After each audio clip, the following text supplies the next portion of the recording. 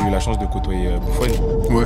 J'ai regardé tout ce qu'il faisait. En fait, le Paris Saint-Germain, c'est là que tu as de la chance. Tu côtoies une légende et tu t'entraînes à côté de lui, tu vois. Garrison Innocent, jeune joueur du KES Eupen, vous signez votre premier contrat professionnel au Paris Saint-Germain en 2019. Et dans ce podcast, vous serez accompagné d'un handballeur professionnel et d'une ancienne jeune pépite du basket français. Tous les trois, vous allez aujourd'hui comparer vos expériences dans le monde du sport professionnel. Tu signes ton premier contrat, t'apprends que l'autre il avait signé un tel et tu te dis ah ouais. En plus, on sait très bien comment ça se passe. Ouais. Hein. Lui il est nul. En plus il a Tu ça. comprends pas. Tu te dis mais c'est pas possible.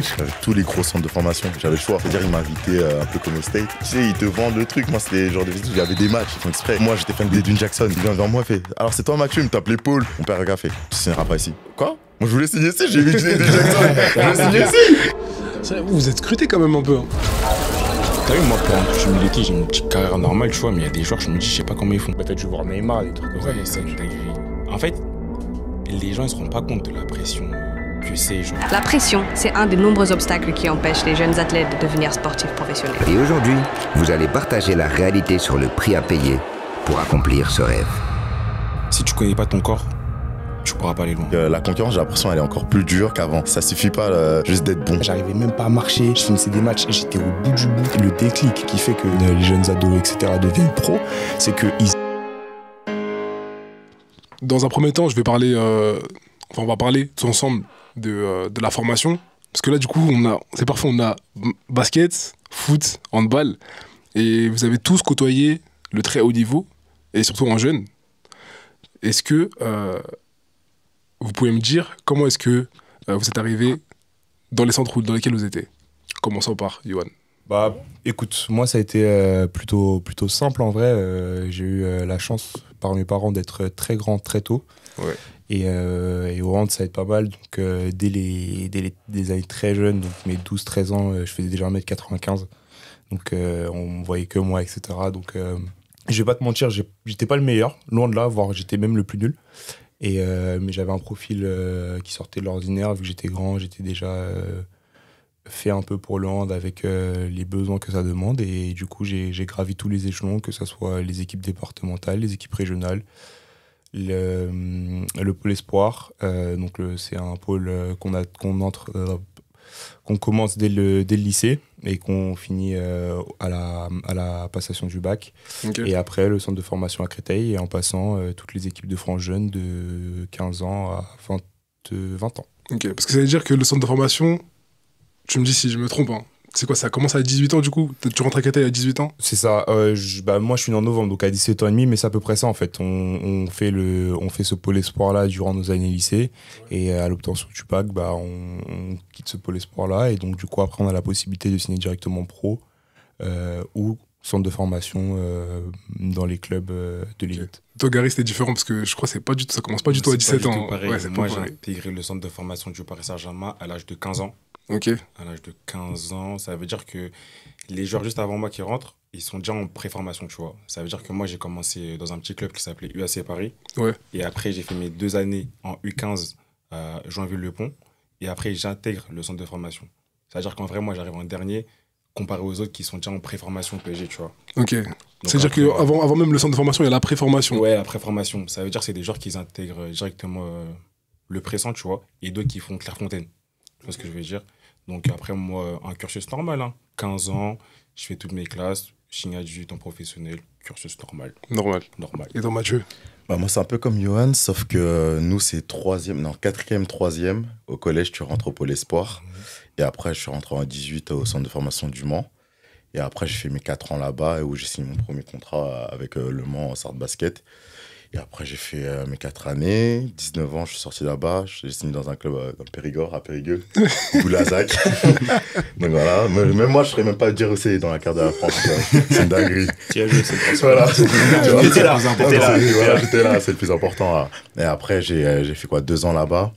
Et j'ai fini mon cursus espoir là-bas. Hein.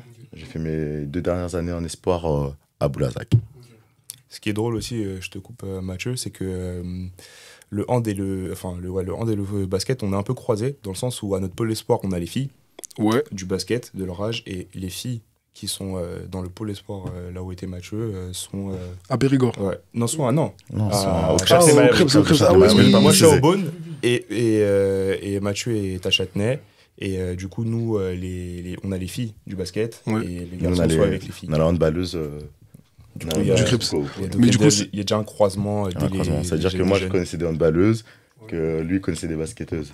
Mais ça, c'est quoi? C'est tôt. Le crêpe, c'est quoi? C'est vers 13 ans, 13, 14? Moi, c'était 13 ans. 13 ans. À 13 ans Ok. jusqu'à 15 ans. Et le foot, ils ont rien à voir avec le crêpe, on est d'accord? Non, eux, c'est Clairefontaine. eux. Clairefontaine direct. Clairefontaine, la préfo, ouais. Et Clairefontaine, c'est une sélection, c'est quoi? C'est national ou c'est vraiment que sur moi, l'île de j'ai pas France? fait Clairefontaine. Ouais. Ça veut dire par rapport à ça, je pourrais pas plus t'aiguiller, mais j'ai pas fait Clairefontaine. Mais toi, ça veut dire que c'est quoi? Avant, tu faisais. T'es Tu joues passé dans sous ton le. club formateur, et après tu fais des tests, et après tu rentres à Clairefontaine. Ok, mais toi, c'est quoi les tests? Juste, t'as pas été pris? T'étais passé sous Moi, les j'ai pas radars? fait, en fait, t'as moi pas j'ai fait la sélection du Val-de-Marne, donc Ouais. la sélection du 9-4. Ça veut dire que j'ai fait ça, et après Joinville, et boum, PSG direct. T'avais quel âge quand t'as fait les premières sélections? Et les premières sélections du Val-de-Marne, c'est ta première année 15, donc j'avais 14-15. 14-15, ok. 14-15, ouais. Parce qu'en gros, là, il y a une question que je voulais vous poser. Ok. C'est est-ce que vous pensez que c'est possible de repérer des jeunes talents comme ça à un âge très tôt? Par exemple, toi, c'est quoi? C'est 14 ans? Ouais. Toi, c'est 13. Est-ce que vous pensez que c'est vraiment fiable de commencer à repérer des jeunes à cet âge-là? Parce que je vois dans le foot, des fois, même c'est encore plus tôt. Hein. Ouais, c'est Je vois encore qu'il y plus a- tôt. il y a des repérages, je vois même à quelque chose comme 10 ans. Ouais, c'est... Après, tu peux observer le potentiel du gamin très tôt. Tu peux voir celui qui a les dynamiques sur les jambes, celui qui a déjà la vista. C'est comme ça que tu vas repérer, mais tu pourras pas dire que lui sera pro. Il y a Ouais. plein d'alias pour être pro. Il y a pas mal de choses. Que ça soit famille, que ça soit en dehors. Donc, tu peux pas dire lui sera pro, mais tu peux repérer techniquement s'il a les bonnes bases, s'il a déjà les bonnes mécaniques et surtout s'il a déjà la tête qui va avec. Donc là, tout le monde a des projets Wembanyama, des projets Mbappé. Donc ça fait que tout le monde va être pro aujourd'hui et les parents sont encore plus investis que même les joueurs, que même les enfants. Les enfants eux-mêmes, Ouais, ouais. que les enfants eux-mêmes. C'est pour ça que moi, dans les coachings, j'ai pas mal aussi de jeunes et ils ont entre 10 ans, 14 ans et ils veulent tous être pros. Est-ce que tu C'est ressens quoi la pression des parents, genre, à l'entraînement? En vrai, de vrai, ils sont investis, mais je ressens pas de pression des enfants parce que ils vont pas mettre leurs enfants pour mettre leurs enfants. Ok. Sinon, à un moment, même moi, je vais dire stop. Ouais, stop. Ouais, je veux dire stop. C'est vraiment, ça part des enfants. Ça part aussi des enfants où ils veulent progresser. Ouais. Et ça, dans les deux sens, moi, je vais les faire progresser. Ils me font progresser aussi. Mhm. Et j'apprends d'eux. Donc, c'est parfait. Et après, ce qui est dur pour eux, c'est que la concurrence, j'ai l'impression, elle est encore plus dure qu'avant. Ouais, Aujourd'hui, je suis maintenant, d'accord avec toi. c'est encore plus élevé. C'est-à-dire qu'il faut plus que ça. Ouais. Ça suffit pas juste d'être bon.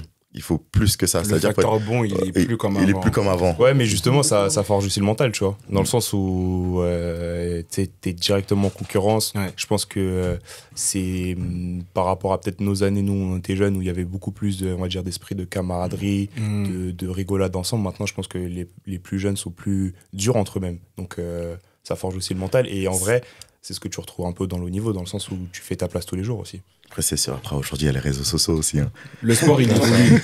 Il évolue, hein. Le sport, il Il évolue. évolue, La c'est comme avant. technologie. Nous, on n'avait pas les réseaux. Hein. Il y avait Ça veut pas dire ça, que- tu vois. Ça nous aide, Par en exemple, vrai, de pas c'est les ça. avoir, hein, parce Nous, que- à l'époque, on connaissait pas le renforcement musculaire. Là, les jeunes aujourd'hui, ils connaissent tout ça. Hein. Ouais. Ils savent comment il fait Curry pour aller mieux au YouTube. niveau de ses genoux. YouTube. Nous, avant, tu Obligé. tapais highlight, tu vois, tu regardais juste T'es des obligé. séquences de lui en match. Ouais. Alors aujourd'hui, tu vois ces séquences d'entraînement. Qu'est-ce qu'il fait pour être meilleur un joueur professionnel?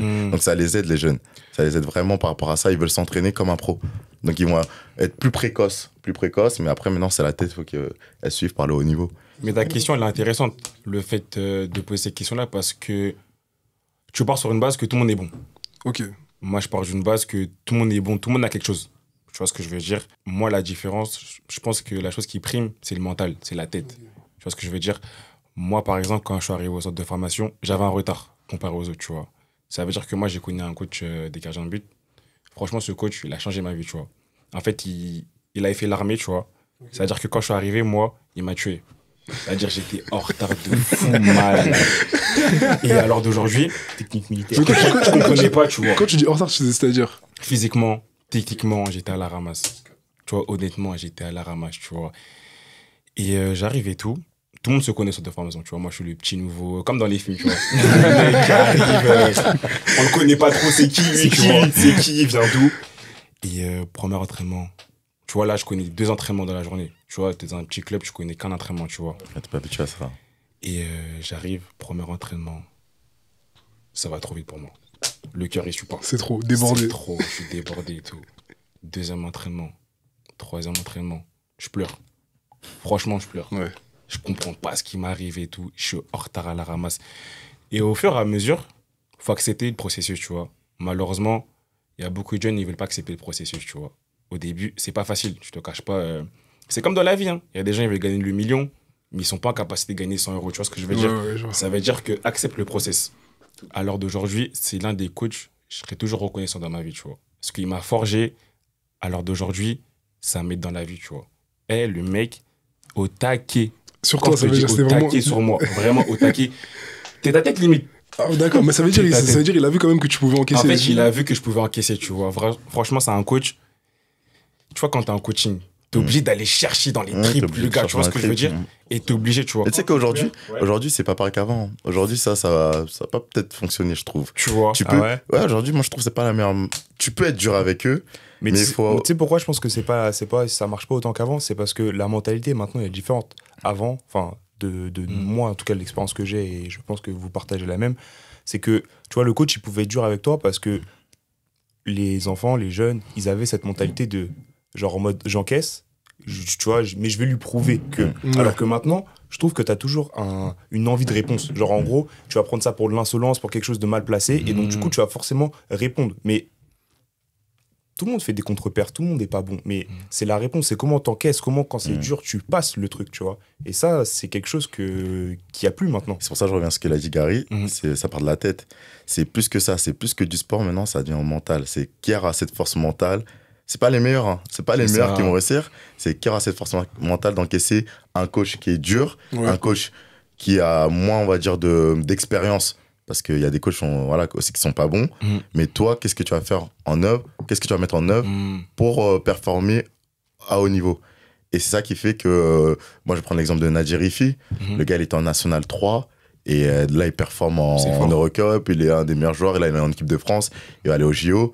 Et le gars, mais il a travaillé. Et ce que tu vois, sa force sur le terrain, c'est le mental. En fait, il fait que preuve comment dire, de combativité au quotidien. Et tu le sens sur le terrain.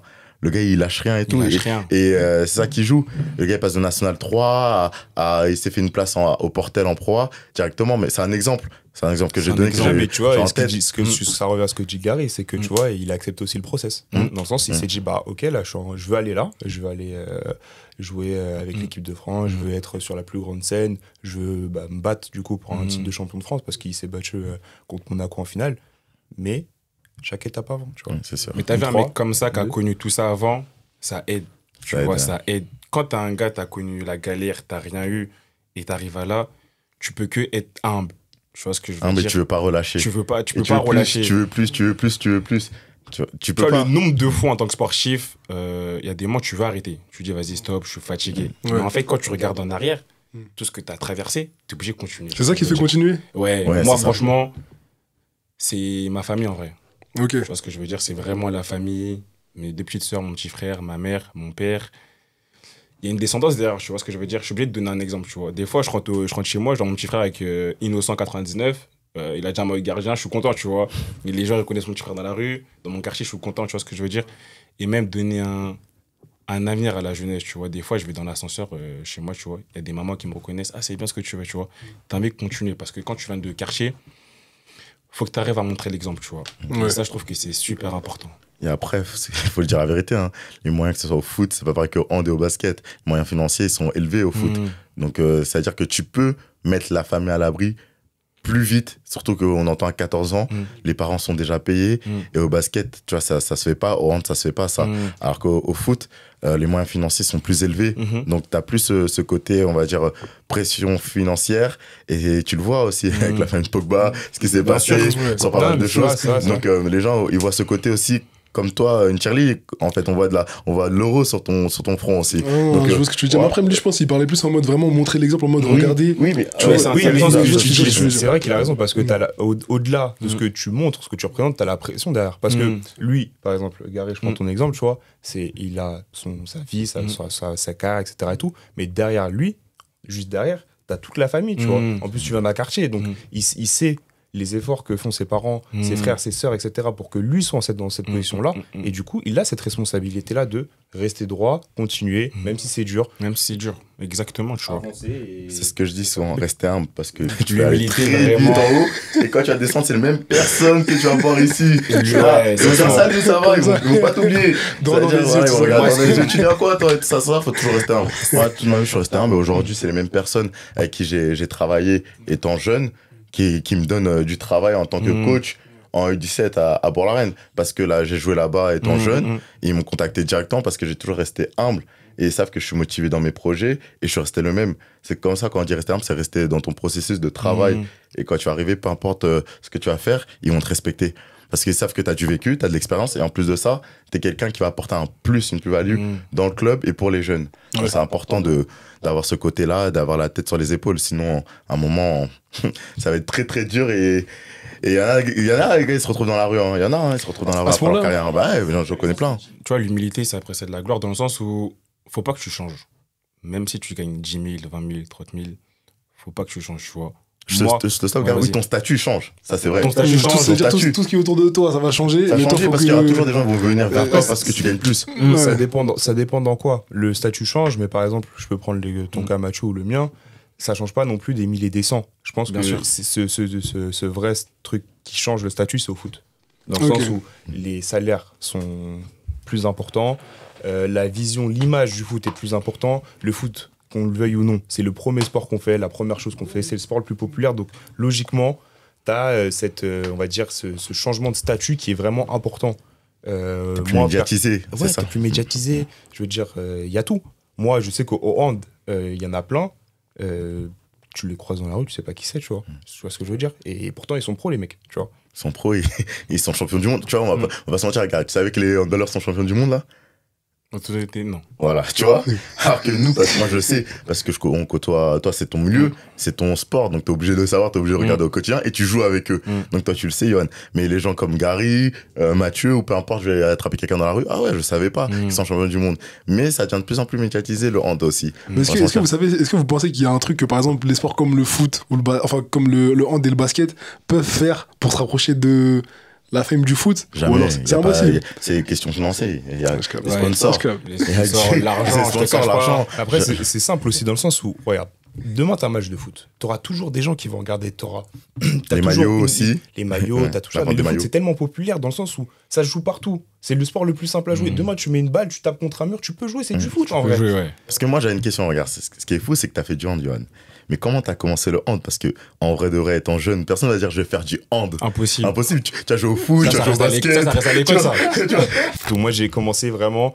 Alors pour l'anecdote, moi, c'est vraiment très particulier parce que j'ai commencé par du coup le sport le plus populaire qui existe, le foot. Logique, comme tout le monde.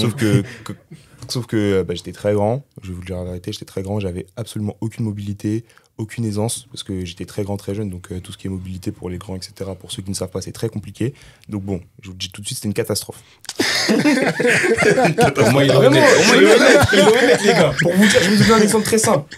Au City, on me prenait pour aller au cage. C'était simple. Il n'y avait pas de 50 choix. Tu vois, c'était au cage et j'étais très bon au cage. Mais bon, peut-être une carrière de gardien. C'est ça, bah ouais. Sait, peut-être. Gary, il a été malin.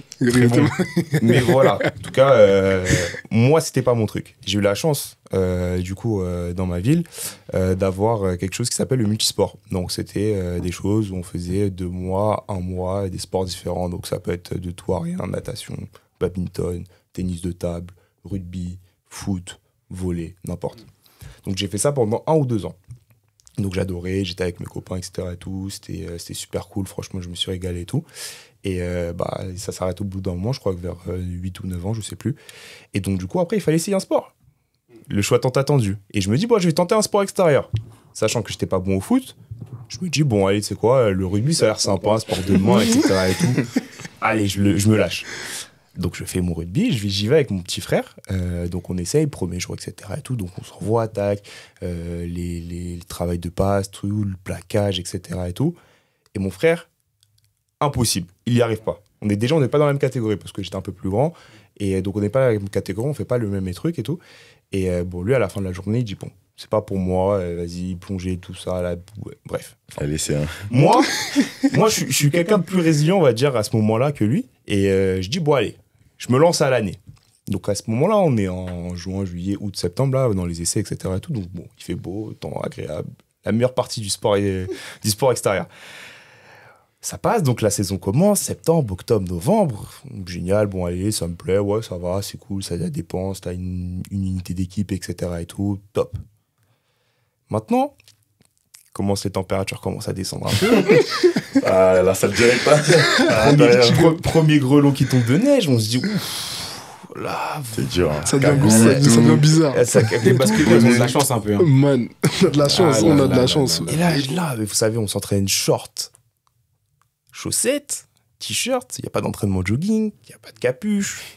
Tu dois te jeter sur le sol il est dur. Tu rentres dans les gars, il y a moins de degrés, tu te dis, c'est l'été ou c'est les périodes où encore à Paris, il fait vraiment le froid, quoi. Et là, je fais non, je peux pas. Non, vraiment, c'est trop dur pour moi. Vraiment trop dur. Je finis la saison. Hein. Et je dis à maman, non, là, c'est bon, c'est plus possible. Faut que je fasse un sport de salle. Ouais. N'importe lequel, mais un sport de salle. Ça doit se passer dans un gymnase, faut que ça soit chauffé. Génial, je veux des conditions optimales, c'est mort. Et par hasard, y a l'équipe de France qui est en compétition internationale et l'équipe de France au hand, leurs compétitions sont en janvier. Donc du coup, elles sont sur un créneau différent des autres compétitions et elles passent sur TF1 généralement les demi ou les finales. Et je tombe dessus par hasard et je me dis, c'est quoi, je vais essayer, pourquoi pas, quoi.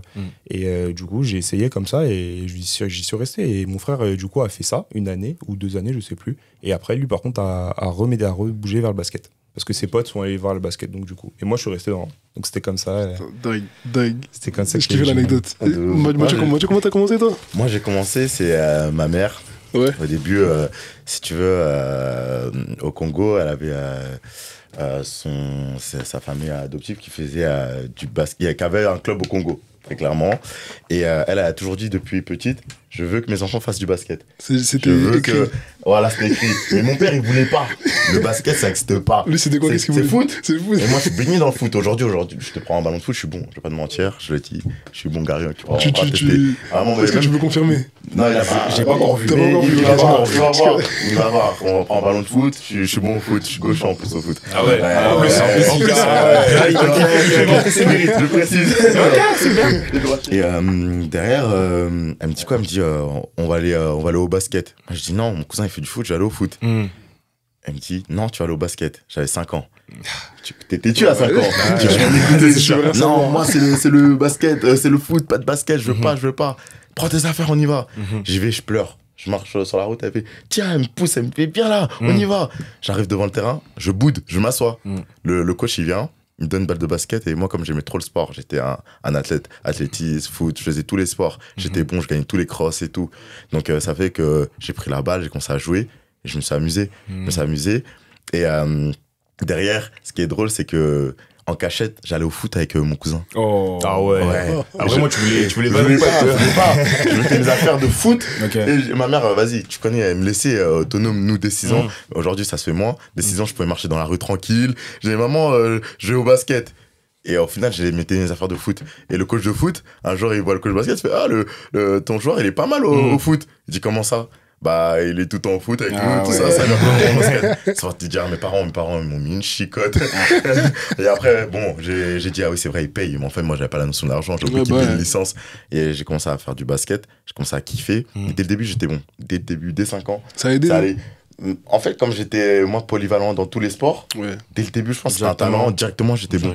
Sans vraiment. Après, je pense que, en vrai, tu vois, par exemple, moi, j'ai fait multisport et tout, et je me suis dit, ouais, en vrai, je pense que j'aurais pu faire pas mal de sports. Après, moi, c'est la coïncidence qui a fait que j'ai fait du hand, mais tu vois, j'étais grand, j'aurais pu faire du basket. J'aurais rugby, c'était mes parents. Yoann, très bon basketteur, je précise. Yoann, très bon basketteur. Au départ, on fait du basket l'été. Tu penses que je le prends un contre 1? Je pense qu'il te bat. Tu penses? Ouais, je pense. J'ai vu, il te bat. Gary, il est un peu plus fou. Mais c'est le gardien. Il jouerait quel poste? Yoann, il aurait joué 4. Ah ouais? Il aurait joué 4. 4 fiants. Un bon 4 fiants. Gary, il est un peu plus fou. Comme les gardiens de foot. Les gardiens de foot, ils sont tous fous. C'est ce que j'ai dit. Quand t'es gardien de foot, t'es obligé d'être fou. Si t'es pas fou, tu peux pas être gardien. Tu sais pas? Comment ça? Déconnecté, genre. Un gardien, faut être malade dans sa tête. Faut avoir un peu une case en moins. Tous les gardiens, que ça soit hand au foot, faut avoir une case en moins. Sinon, tu vas pas jouer Moi, là-bas. je connaissais pas T'es cette règle. obligé d'avoir. T'es un gars bizarre. Je sais pas Ah comment ouais. t'expliquer. Mais toi, Bah, je pense qu'il faut ce grain de folie parce que Ouais, t'es des obligé. fois, une balle qui glisse là, tu pourras te jeter Ouais. dans les pieds des gars. Tu sais, faut pas avoir d'arrière-pensée parce que imagine, tu prends peut-être un coup de crampon, je sais pas. T'as tu le vois, ça moto, peut- tu t'en Ouais. fous. Ouais. Ouais, tu vas.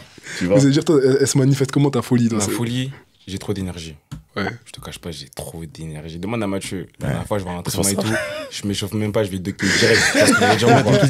Tu fais quoi? Échauffe-toi. Non, ça va. Ouais. Regarde ses ischios. Non, t'inquiète. La dernière fois, j'étais en coaching avec lui. Je me suis fait un escort d'entraînement. Ouais. Même pas échauffé, je vais dunker encore.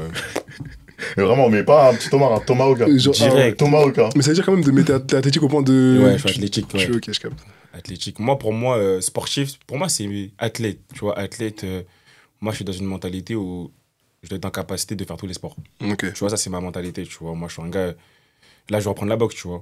Et là, tout à l'heure, j'ai fait un basket. Je suis parti faire un running. Tu vois, moi, je suis un gars vraiment. J'adore le sport.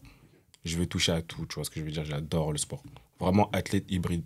Hybride. Mais ça veut dire que. Mais, et toi, par exemple, bah, parfait, on a Mathieu.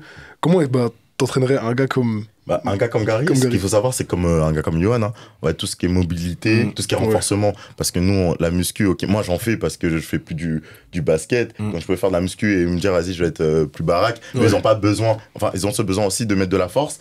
Mais plus, si tu veux travailler en profondeur, des muscles profonds qui dorment, travailler sur du renforcement sur ton fessier, travailler sur tes ischios, c'est parties qu'ils vont utiliser sur toute la saison. Parce que, pour prendre l'exemple de Johan qui s'est blessé dès la prépa, ça veut dire qu'il y a des trucs qui n'ont pas été ciblés. Et si tu les cibles pas bien, bah ça se pète. Après, c'est le risque aussi, hein, c'est le métier. Tu sais pas quand tu vas te péter, c'est comme ça. Et c'est ce qu'il faut savoir aussi, les jeunes ne savent pas que ça fait partie du boulot. Dès que tu te blesses, ils disent oh, c'est bon, j'arrête. Et ils sont pas prêts en capacité d'aller voir le kiné au quotidien. C'est relou, hein, c'est cette partie la plus relou qu'on voit pas. C'est quand t'es blessé, on voit que quand t'es sur le terrain. Mais ils savent pas ce que ça demande de revenir à niveau. Et surtout, avoir cette force mentale. Et c'est là qu'il faut être bien entouré. Et ça, on parle d'entourage toxique où il faut éliminer toutes ces personnes qui vont dire ah mais c'est quand tu reprends ah mais toi t'as pris du poids ah mais toi t'as ci t'as ça mais ça c'est un poison ça tu sais pas là je suis stoppé en fait je mange comme si je faisais encore du sport alors que non en fait tu fais de la muscu tu fais du renfort et c'est cette partie là qui est dure quand tu connais pas mais première blessure t'apprends deuxième tu vas savoir comment gérer après au fur et à mesure tu sais comment gérer les blessures. Après c'est là le côté mental il est important. Tu vois, la blessure, c'est quelque chose qui va arriver malheureusement. Il y a d'autres qui arrivent à mieux gérer, mais c'est là que si tu arrives à faire la différence. Ok, tu t'es blessé, mais tu reviens comment, tu vois. Parce que tu dis, vas-y, tu te fais les ligaments 6 mois, 8 mois, tu reviens comment, tu vois, mentalement.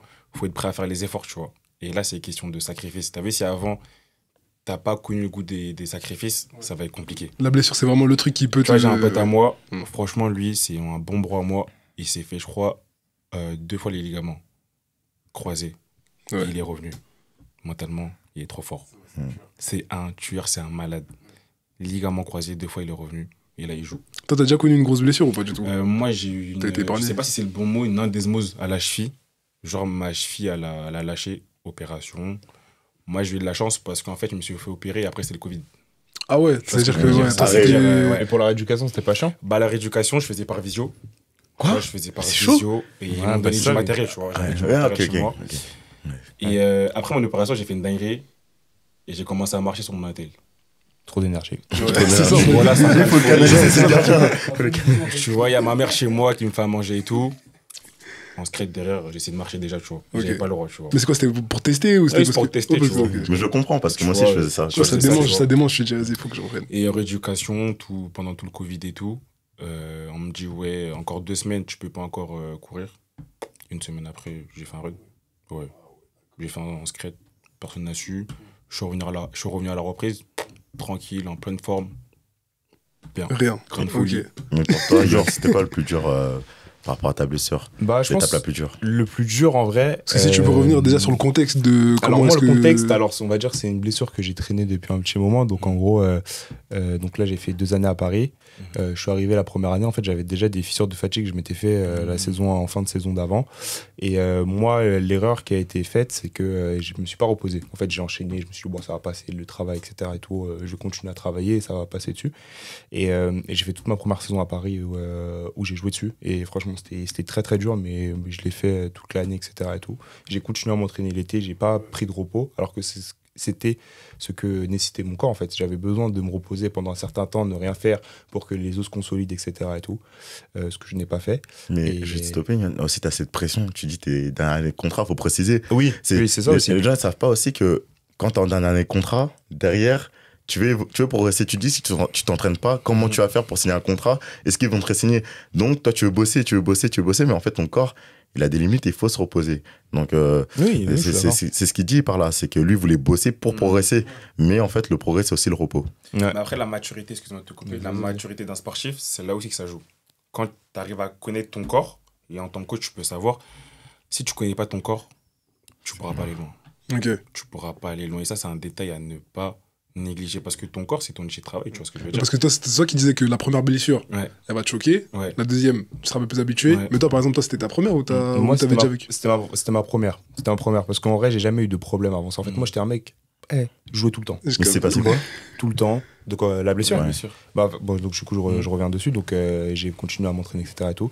Et on va au Japon. Première semaine avec Paris, on va au Japon, etc. Et tout. Donc, moi, super en forme, etc. Je cours partout, tac, tac, je défends, tac, chaud. Nickel, tout va bien. On fait le premier match, tout se passe bien. On fait le deuxième match au Japon, etc. Et tout. Et voilà, donc, je monte la balle, etc. Et tout. Je saute. Et je me tourne légèrement au niveau du buste, etc. Et tout. Je pose un triple, donc je fais rebondir la balle sur le sol. Et au moment de la réception, mon tibia qui était un peu endommagé, il lâche. Alors, direct. J'ai fait sous réception, je suis tombé. Pouf, direct. Donc, en gros, c'est quoi? C'était juste, il était tellement fatigué.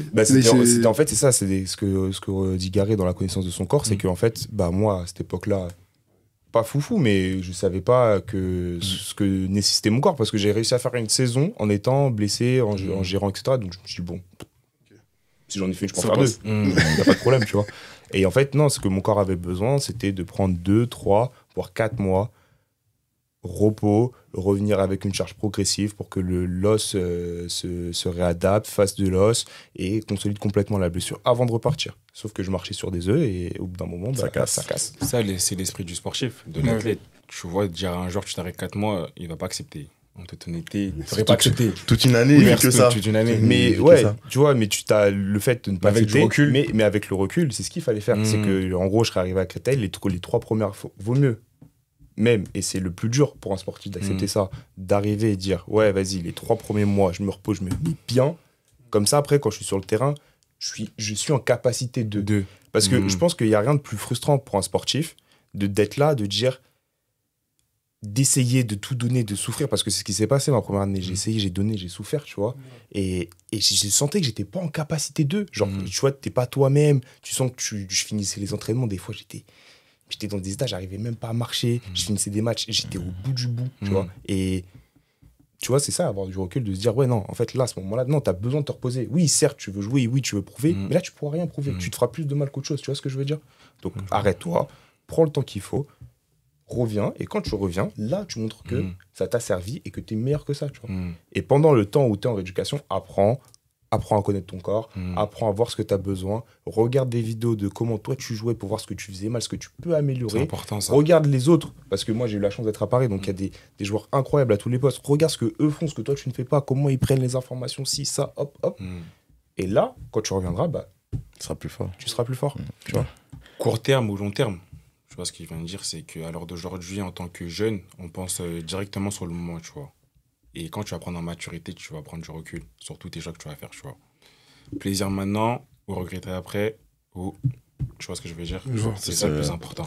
On va dire c'est le prime, c'est l'âge du prime. Là, entre 24, 28, c'est là que tu comprends. C'est ton prime. Et là, t'es jeune, enfin, de 19 ans. Moi, j'ai des grosses blessures assez jeunes. À 16 ça a commencé tôt. En fait, j'ai commencé très tôt, à tout en m'entraîner dur. Je vais pas me mentir. J'ai vu mon corps très, très, très vite. Et j'étais, on va pas se mentir, précoce. J'ai dunké très, très jeune. Mathieu, il le sait. À 14 ans, j'avais déjà dunké, moi. Tu vois, 14 ans, j'ai déjà des dunks en match. Ça veut dire que j'étais super athlétique. J'avais un jeu.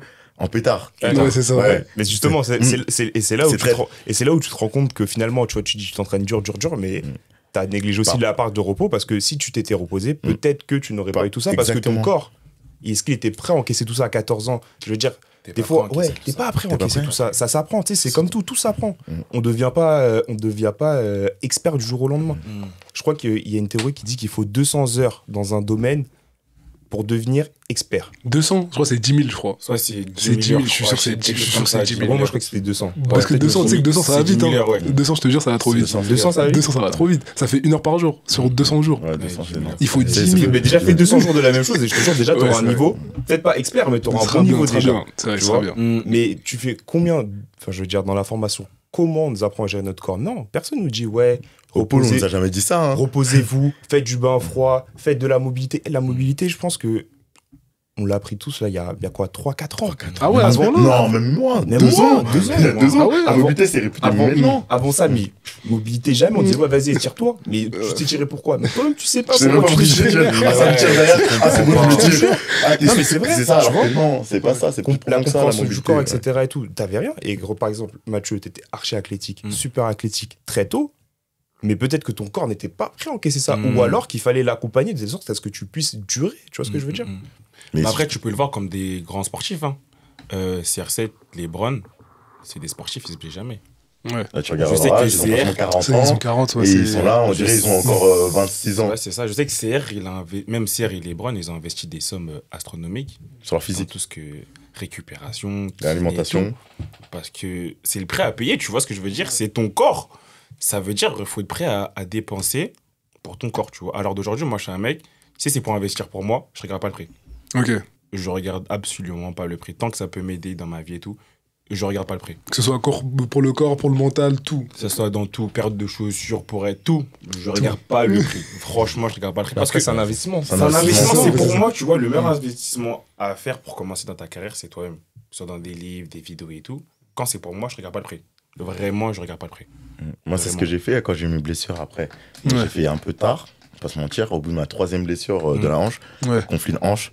Et j'ai pris un préparateur mental, j'allais partout Ça joue, en ça aussi. France, je prenais des billets de train, j'allais voir tous les préparateurs, Ouais. mais vraiment les meilleurs pour rétablir mon corps. Et ils m'ont appris des trucs que je connaissais même pas. C'est ça, tu Des vois. trucs que je connaissais même pas sur le corps. Faut pas avoir peur de mettre le prix mm. même dans des coachings. Faut pas avoir peur de mettre le prix dans des coachings. C'est-à-dire que même là, si tu pourrais revenir à l'époque où t'étais plus jeune, J'aurais vraiment investi de fou. de fou Encore directement. plus, Ok. En plus, Ouais, pareil, investi de vraiment, malade. pareil.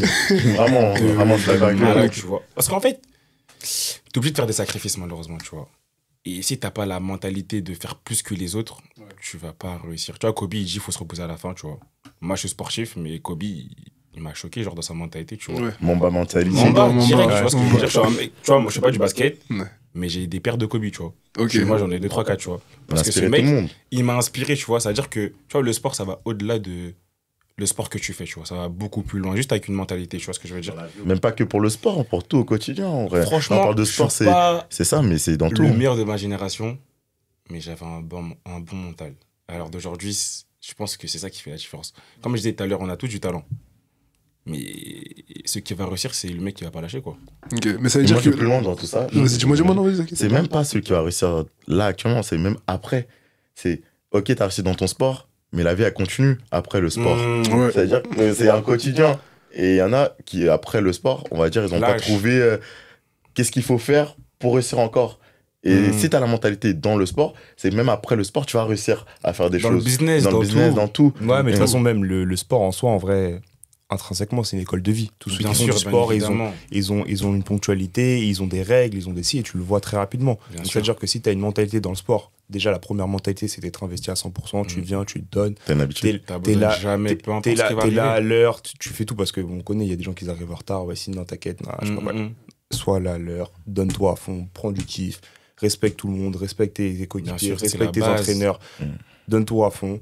Après, le niveau t'emmènera à ton niveau, tu vois. Bien sûr. C'est ça, Il y a des gens qui sont. Il y a un facteur de chance. Il y a des facteurs de chance, mais il y a des facteurs aussi, c'est clair. Il y a C'est des toi. gens, j'ai vu des gens qui étaient incroyablement forts et qui ont refusé des contrats pro, par exemple, tu vois, pour faire, comme toi, du coaching, par exemple, parce que c'était pas pour eux, tu vois. Ou alors des joueurs avec qui je jouais étant jeune qui auraient pu, mais c'était pas pour eux. Mais ils ont kiffé, tu vois. Mais ils étaient sérieux au bout. Et après, je veux dire, combien en pourcentage, je sais même pas, faut que je vous pose la question, combien de pourcentage de personnes arrivent dans le monde pro? C'est une infinité, tu vois. C'est une infinité. Et encore, le premier, excuse-moi de te couper, le premier contrat pro, en vrai, tu le donnes. Comment mais ça? c'est le deuxième jour qui est le plus important. Parce que le premier contrat pro qu'on te donne, c'est vas-y, t'as fait le cursus, c'est bien. Mais le plus important, c'est le deuxième, troisième. Le contrat pro, c'est comme je te dis, c'est bien, t'as fait ta formation. On veut voir plus après, tu vois. Le premier contrat pro, ça veut rien dire le premier contrat félicitations. pro. Félicitations. Ouais. Mais le deuxième, troisième, c'est là que tu commences à être confirmé. Tu vois ce que je veux dire? Ok. Le premier contrat... C'est-à-dire qu'en fait, t'es même pas... En fait, quand tu signes ton premier contrat pro, ou t'es un professionnel, t'es un professionnel, mais... T'es pas arrivé encore. T'es vraiment loin encore. Parce qu'en vrai, même quand dans ton premier contrat pro, on te jette un peu dans le grand bain parce que t'apprends tout. Au final, dans le premier contrat pro, on t'explique pas comment fonctionne le monde pro. Franchement, t'en as aucune idée, tu sais pas comment ça se passe, etc. Un contrat, je sais pas ce qu'il y a dedans. Tu connais même pas ce qu'il... Non, mais tu sais même pas ce qu'il faut négocier. Les impôts, tu sais quoi les impôts, tu comprends pas. Tu connais pas, hein, c'est sérieux. Alors, tu demandes à ton agent, lui, il voit que l'intérêt financier, il va dire t'inquiète, c'est géré. Mais en fait, faut aller en profondeur, c'est quoi? Mais lui va dire t'inquiète. Ça veut dire qu'en fait, c'est comme dans la recherche que tu fais pour ton corps, ça veut dire, il y a personne qui va te dire quoi que ce soit, c'est à toi d'aller faire la démarche de regarder qu'est-ce qu'il y a, qu'est-ce qu'il y a. Sois curieux, en fait. Sois curieux. Pas que dans le sport, mais qu'est-ce que tu fais, en fait, qu'est-ce que tu signes, il y a quoi dedans, même plus loin, je veux dire, quel sponsor nous aide à financer, peut-être que ce sponsor-là, il va t'aider sur un domaine que tu kiffes, toi, et il va t'aider sur une partie, je sais pas, sur des voitures, sur de l'immobilier, on sait pas, en fait. Et c'est ça qu'il faut aller chercher. C'est pas que se dire, j'ai mon argent, et puis voilà, mais d'où elle sort cet argent un peu? Après, je dis ça, mais on le fait pas tous, hein. Des fois, ça rentre, on est content, et voilà, on va pas se mentir. Généralement, la meilleure des expériences, c'est quand tu te fais avoir, en vrai. Ah ouais? Non, mais c'est vrai, tu sais ton premier contrat, non, mais vraiment, tu sais ton premier contrat, t'apprends que l'autre, il avait signé un tel, et tu te dis, ah ouais, ça marche comme ça, en fait. Genre, lui, il a ça. En plus, on sait très bien comment ça se passe. Lui, il est nul. En plus, il a ça. Tu comprends pas. Tu dis, mais c'est pas possible. Tu vois? Non. Et là, je vais me renseigner, tu vois. Et c'est ça le problème, c'est que c'est malheureusement le sport qui est fait comme ça. C'est qu'on apprend toujours, malheureusement, après, en fait. C'est ça le truc. Et ce qu'on dit là, en fait, c'est qu'il faut se renseigner avant, en fait. Mais toi, par exemple, si je prends ton exemple, il y a des erreurs que enfin, peut-être pas des erreurs, mais des trucs que tu aurais préféré savoir avant ou faire avant de signer ton premier contrat ou ton deuxième. Ouais, enfin, des erreurs. Moi, je pars du principe que tout a un but. Dans le sens pareil. Si j'ai signé ça, si je suis passé par là, si je me suis blessé, c'est qu'il y a quelque chose après qui est fait. C'est la vie qui est comme ça, et c'est ma carrière qui est construite comme ça. Il ne faut pas avoir de regrets dans ce qu'on fait. Mais c'est vrai que je me dis, après, c'est facile, mais tous les fils qui ont été dans un sport, etc., qui connaissent comment ça fonctionne, ils sont toujours un peu plus avantagés. C'est comme ça. Ils gèrent mieux leur contrat, ils gèrent mieux les durées de contrat, ils gèrent mieux peut-être le choix du contrat, etc. et tout, tu vois. Donc, il y a peut-être ça, mais je me dis ça, en vrai, c'est rien, tu vois. Au final, si t'es meilleur que la personne, tu auras ton contrat, tu auras ton truc. Moi, je pars du principe, la qualité de ta vie dépendra toujours des personnes qui sont autour de toi. Et ça, c'est réel, malheureusement. C'est réel, c'est vraiment réel. On dit que les mauvaises compagnies corrompent les bonnes mœurs. Dans le sens où tu es bien entouré, peut-être tu vas pas réussir, tu vois, mais au moins tu as des facteurs, des grands, tu vois, des cadets. Parce qu'en fait, quand tu es jeune pépite, tu es une pépite du quartier, il y a beaucoup de personnes qui viennent te voir, tu vois. Moi, j'ai eu la chance, par exemple, mes deux parents, ils m'ont jamais mis la pression. Tu vois, j'allais prendre mon sac de foot, j'allais au foot, je rentrais chez moi, tranquille. Et je pense que nous, trois pères, on n'a pas eu de pression. Pas de pression. On aimait ça. Aujourd'hui, je trouve qu'il y a beaucoup de pression. Nous, en fait, on faisait du sport, mais tranquille. On savait même pas qu'on allait être trop. C'était le kiff, c'est la passion. Et après, on allait voir. Et voilà, ça fait du jour. Ils m'ont jamais demandé, tu gagnes combien? Franchement, un passionné de sport. Ok, c'est comme ça qu'ils te voient. Franchement, t'as vu mes parents, alors d'aujourd'hui, ils m'ont jamais demandé, Gary, tu gagnes combien? Parce que du coup, on revient à ce qu'on disait tout à l'heure. Le fait qu'il y a des parents qui mettent de la pression, à leurs enfants, et au final, en vrai de vrai, est-ce que ça paye tant que ça? Oui, non. Moi, je pense que c'est contre-productif. Non, je suis pas d'accord. Tu sais pourquoi? Parce qu'il y en a, ils vont dire, ouais, j'ai eu la pression et tout. Oui, à un moment, ça va dire, bon, voilà, dans 10 ans, comme Pogba, ça va jouer. Mais il y en a, en vrai, ça joue pas. Ouais, mais encore une fois, ça revient à un facteur de chance. Ouais, c'est toi et en fait, c'est toi et ta carrière. Et la pression, oui, c'est vrai que tu vas la sentir sur le terrain, mais si t'es bon, t'es bon. Tu vois ce que je veux dire? Si t'es bon, t'es bon. Le talent, à un moment, il se joue sur le terrain. On va pas se mentir, t'es talentueux. Ah, t'es talentueux, hein. Mais si, on va se dire c'est le talent, on peut avoir la pression. De toute manière, tes compétences. T'es talentueux, tu fais quoi d'autre? Ce que tu fais, genre, si t'es compétent. T'es compétent. Ouais, mais ce que je veux dire, c'est que, regarde, je vais prendre mon exemple, tu vois, et je vais prendre l'avis que j'ai vu en général. Tu vois, généralement, quand t'es un enfant et que tu vas au sport, tu vas pour quoi d'abord? Prendre du plaisir. Prendre des plaisirs. Oui, tu parles d'un enfant. Là, tu parles d'un enfant, je suis d'accord avec toi. Non, mais là, t'inquiète, je te fais toute la truc. Tu vas avec tes potes, tu joues, tu kiffes. Tu vois, tu kiffes. T'es là, t'as 9, 10, 11, 12, 13 ans, tu kiffes, tu vois. Si tu vois que t'es bon et que tu kiffes ce que tu fais, logiquement, tu vas t'impliquer plus. Mais si t'as un parent qui te met la pression, au final, très tôt, parce qu'ils mettent la pression très tôt, ils te le mettent pas quand t'es dans les années centre de formation, etc. Ça commence bien avant, tu vois. Et ben, en fait, tu dégoûtes l'enfant. Et moi, pour moi, le déclic, généralement, qui fait que les jeunes ados, etc., deviennent pros, c'est qu'ils aiment ce qu'ils font et ils ont envie d'eux. Mais comment tu donnes l'envie d'eux à chaque fois que tu loupes une passe, ton père, il est là derrière, il crie dessus. Tu vois ce que je veux dire? Tu vois ce que je veux dire? Et j'ai rarement vu à tout niveau professionnel, et j'ai regardé beaucoup de différents sports, de sportifs qui détestent leur sport, tu vois. Et je suis convaincu, vraiment convaincu, peut-être je me trompe, et il y a sûrement des contre-exemples à tout, et j'en suis sûr qu'il y en a, mais que tous les sportifs professionnels aiment leur sport, et ils ont aimé leur sport dans leurs années jeunes, et c'est comme ça qu'ils ont passé le cap. Parce que si t'aimes ton sport, et que tu dis, ouais, je peux faire quelque chose, automatiquement, tôt ou tard, t'as ce déclic qui fait que tu parce que vas, tu vois. T'aimes ce que tu fais. Ouais, je suis et d'accord la avec pression des parents, et c'est d'autant plus vrai maintenant, je trouve qu'elle est accentuée dans le sens où, tu vois, tu te dis, ouais, t'es le futur Wemby, t'es le futur Mbappé, t'es le futur je sais pas quoi. Mais laisse le petit jouer. Bon, après, je suis d'accord avec ce que tu dis. Mais par exemple, là, t'as vu, on est en France. T'as vu au State. Tu dois aller chercher une bourse dès le début. Ça veut dire qu'en vrai, tous les jeunes basketteurs, footballeurs américains et tout, basketteurs, footballeurs. C'est pas la même pression, mais t'es obligé de réussir pour ta famille. Tu vois ce que je veux dire? Ça veut dire que. Mais c'est une pression que tu te mets automatiquement. Moi, je parle de ma représentation que j'en vois, parce que le sport, pour moi, il y a le sport aux US, mais c'est comme un peu le foot. Tu vois, sûr. C'est des sommes pharaoniques, c'est des... Non, mais c'est vrai. Et le modèle sportif aux US n'est pas du tout comparable au modèle sportif européen. Et la mentalité aux US n'est pas du tout la même que la mentalité européenne. On est en retard. On est en retard. Ouais, en vrai, si tu peux l'expliquer qu'on est en retard. C'est leur culture. C'est leur culture, le sport. Moi, le truc, je trouve qu'on est vraiment en retard, tu vois, c'est au niveau des infrastructures et de la place que tu mets dans l'éducation au niveau du sport. Même, dans le sens, tu vois, les cours de PS ou les trucs comme ça, tu vois, c'est... Regarde, là, je vais faire par exemple un coaching de basket. Pour trouver une salle, c'est dur.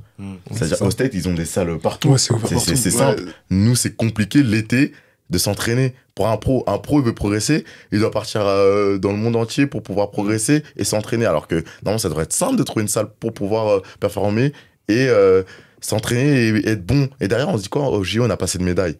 C'est normal. Bah, après, regarde les Chinois, regarde les Russes, ils font que ça, ils ont tout ouvert pour eux. Je crois que Teddy Riner, il a dit qu'en France, on n'a pas la... Comment ça s'appelle? On vit pas pour le sport. Ouais, on n'est pas un pays de sport, c'est ça. Vous en pensez quoi, vous, d'ailleurs? Toi, sur ce qu'il a dit? Après, comment tu détermines un pays de sport?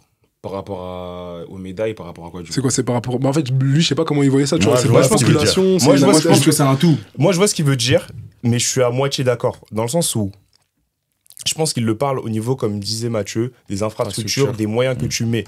Mais après, c'est con, mais le sport, ce n'est qu'une partie d'un pays. Dans le sens où il y a plein d'autres choses à gérer. Et après, c'est un accent politique dans le sport.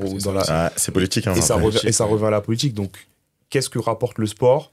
Le rayonnement, est-ce que tu juges bon, moins bon? Par exemple, aux États-Unis, je pense que le sport, eux, ils voient ça comme de la domination, de l'excellence. Et le modèle américain, il fait que le sport promouvoit. Quand tu vois les sportifs aux États-Unis et les sportifs ici en Europe, le traitement n'est pas du tout le même. Ouais. C'est pas le même. Hein. On préfère l'intellectuel ici en France. C'est comme ça. C'est la culture française et on fait avec. On fait avec les moyens du pays. Et ça a toujours été comme ça et ça va pas changer. Mais après, comme je reviens sur le foot, quand tu regardes là comment c'est médiatisé, le championnat du monde, le championnat d'Europe, là actuellement il y a le championnat d'Europe, c'est pour ça qu'il y a plus de footeux que de basketteurs, parce que le basket c'est pas médiatisé, on n'a même pas on n'a même pas de comment dire, c'est même pas diffusé, on n'a pas de chaîne. Je vais pas te mentir, on est sur l'équipe 21, personne ne sait que ça se passe sur l'équipe 21. Ça se passe sur l'équipe 21 le vendredi, samedi comme ça vers 18h, mais qui va regarder à 18h un samedi, personne va regarder. Après, ce qui est bien avec le basket aussi, c'est que vous avez la NBA. Mais malheureusement, en fait, c'est bien, mais pas bien à la fois. Mais il n'y a que la NBA. Mais regarde, la Ligue 2, c'est diffusé sur Beansport. La Ligue 2. Ouais, c'est vrai. La Ligue 2, c'est dingue. Je crois la nationale, Sur Canal Plus. Sur Canal Plus, Ah ouais, c'est la folie. Alors que nous, la Même Pro la Plus, c'est nationale, pas diffusé. t'imagines? C'est fou. C'est fou. Ouais, tu sais que c'est fou. Mais après, je pense que en fait, en ce moment, en tout cas, il y a tellement de talents français, en tout cas, qui vont s'exporter aux États-Unis, et je pense à un monde vraiment dans très longtemps, dans vraiment très longtemps, le sport vraiment français et les talents français, ils seront au niveau des athlètes américains. Genre, Pourquoi? Parce que quand tu regardes dans NBA, là, les derniers MVP, c'est que des Européens. Donc, ils commencent à respecter cette culture-là, en fait. Si tu veux, les Américains, c'est physiquement, ils sont très forts, c'est des athlètes au basket. Mais, intrinsèquement parlant, dans le talent, dans la vista, on va dire dans la vision de jeu, dans même tout ce qui est culturel, un Luka, tu verras pas ça aux États-Unis, tu vois. Non. Et c'est pour ça qu'ils viennent chercher en Europe. Ils vont rapporter une plus-value sur leur jeu. Et là, tu regardes le top 3 des MVP. T'avais qui? T'avais Shai, Jokic et Luka. Tu vois, Shai, il est canadien. Jokic, il est serbe. Et Luka, il est slovène. Aucun américain. Et ça fait 2 ans que c'est comme ça, même 3 ans, je crois. Ouais, ça fait un moment. Tu vois, là, ouais, même plus. Là, tu vois, il y a Victor Wembanyama. Pour moi, c'est un des futurs MVP. Donc, ça fait qu'au final, les Américains, ils vont vers le côté européen. Là, les la prochaine draft, là, actuellement, t'as Zachary Richassé et t'as Sarr. Ouais. 2 Français encore.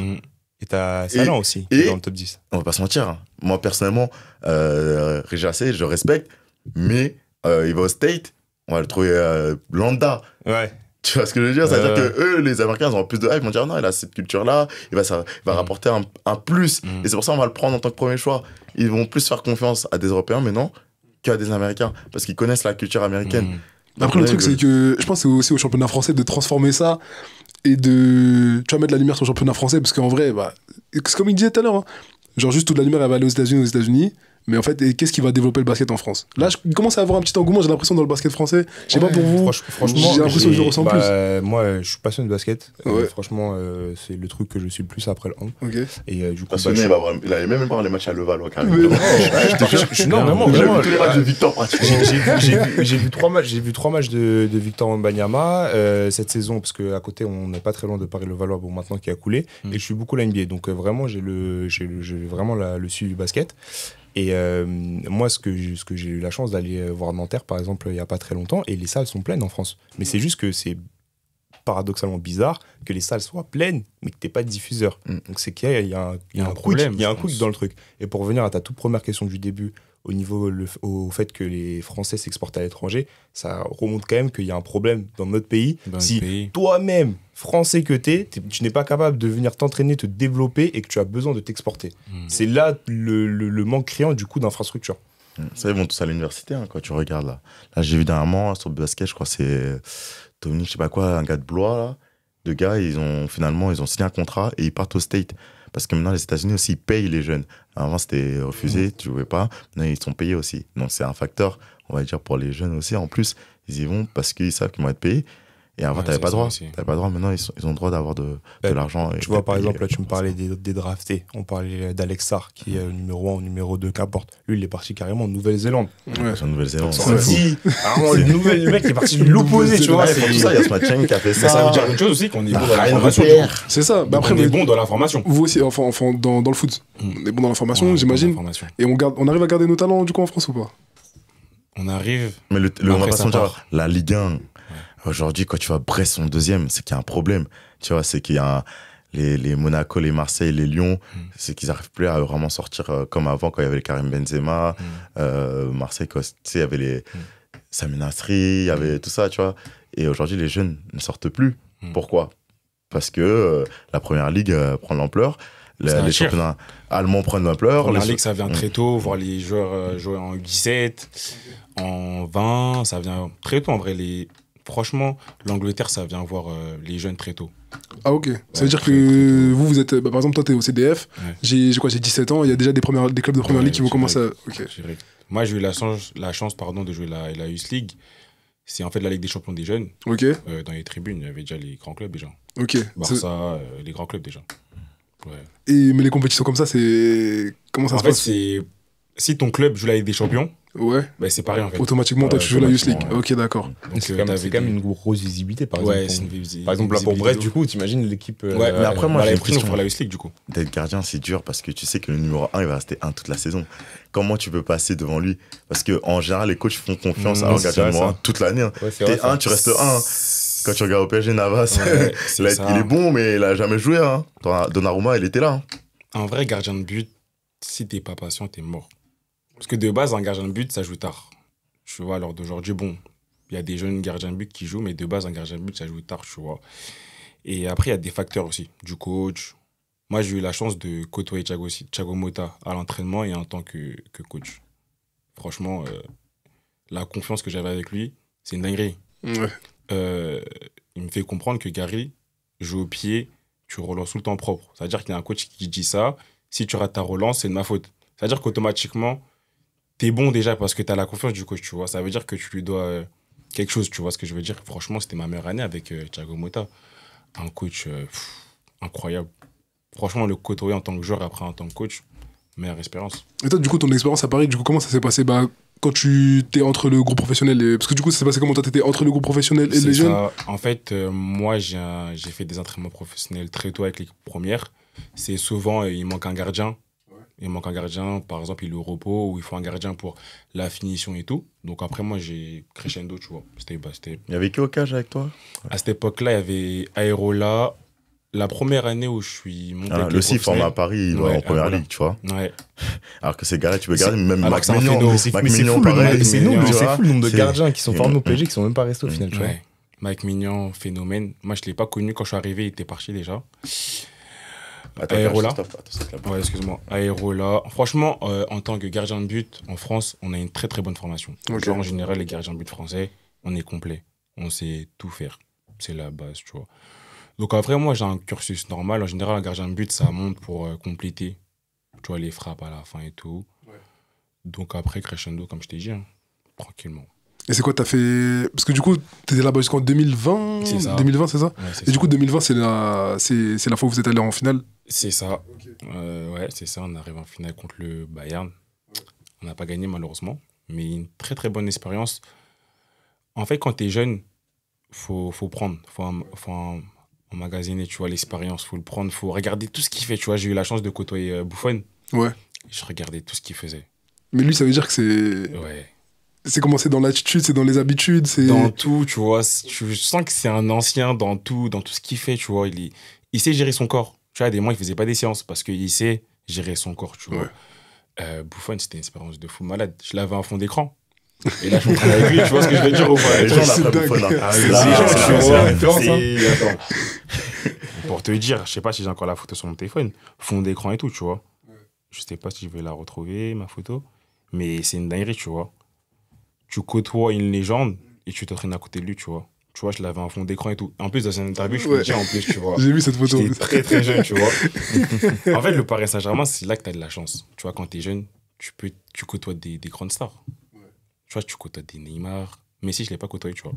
Mais Neymar, pour moi, c'est un truc de ouf. C'est un idole c'est un réel, tu vois, au quotidien. C'est réel. Tu dis, waouh, tu vois Neymar.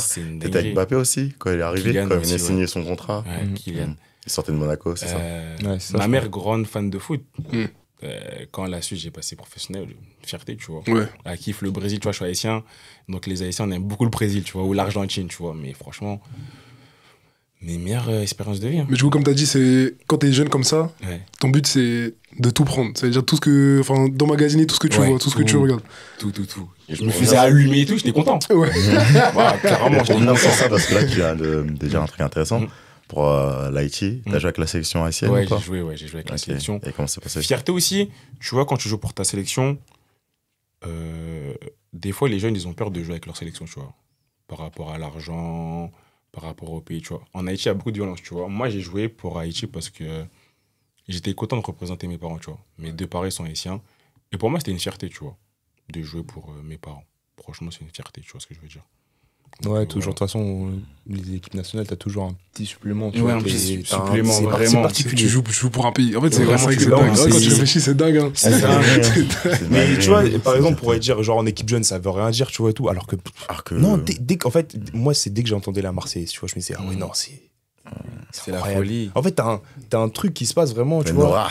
T'es là, tu vois, il est content. Non, mais tu vois, il y a les deux drapeaux. Tu vois, ça chantonne. T'es là, t'es content. Tu te dis, ah ouais, non, là, tu vois, vraiment, c'est le truc, tu vois. Et n'importe quel, hein, ça peut être français, ça peut être, comme tu dis, haïtien, belge, n'importe. Mais t'as ce truc-là, tu vois. T'es content. Ouais. Oui, parce que toi, du coup, c'était Haïti. Toi, t'as fait les équipes jeunes De France. De France. T'as Ok. fait lesquels? J'ai fait toutes mes classes. Toutes. Et en plus, nous, on a eu la chance d'avoir une génération De fous. de fous furieux. Ouais, de fous furieux. On a fait 5 ans, donc 5 ans d'équipe de France jeunes. On a eu la chance de gagner pas mal. Donc on a gagné les Jeux européens, les Fauges, la première année. On a gagné le championnat d'Europe l'année suivante, le championnat du monde l'année suivante, vice-champion d'Europe et champion du monde. Donc, Mais c'est vous, c'était la génération. en fait, ce qui s'est passé, c'est que nous, on avait une génération juste avant qui était incroyable. Donc c'était les 96-97.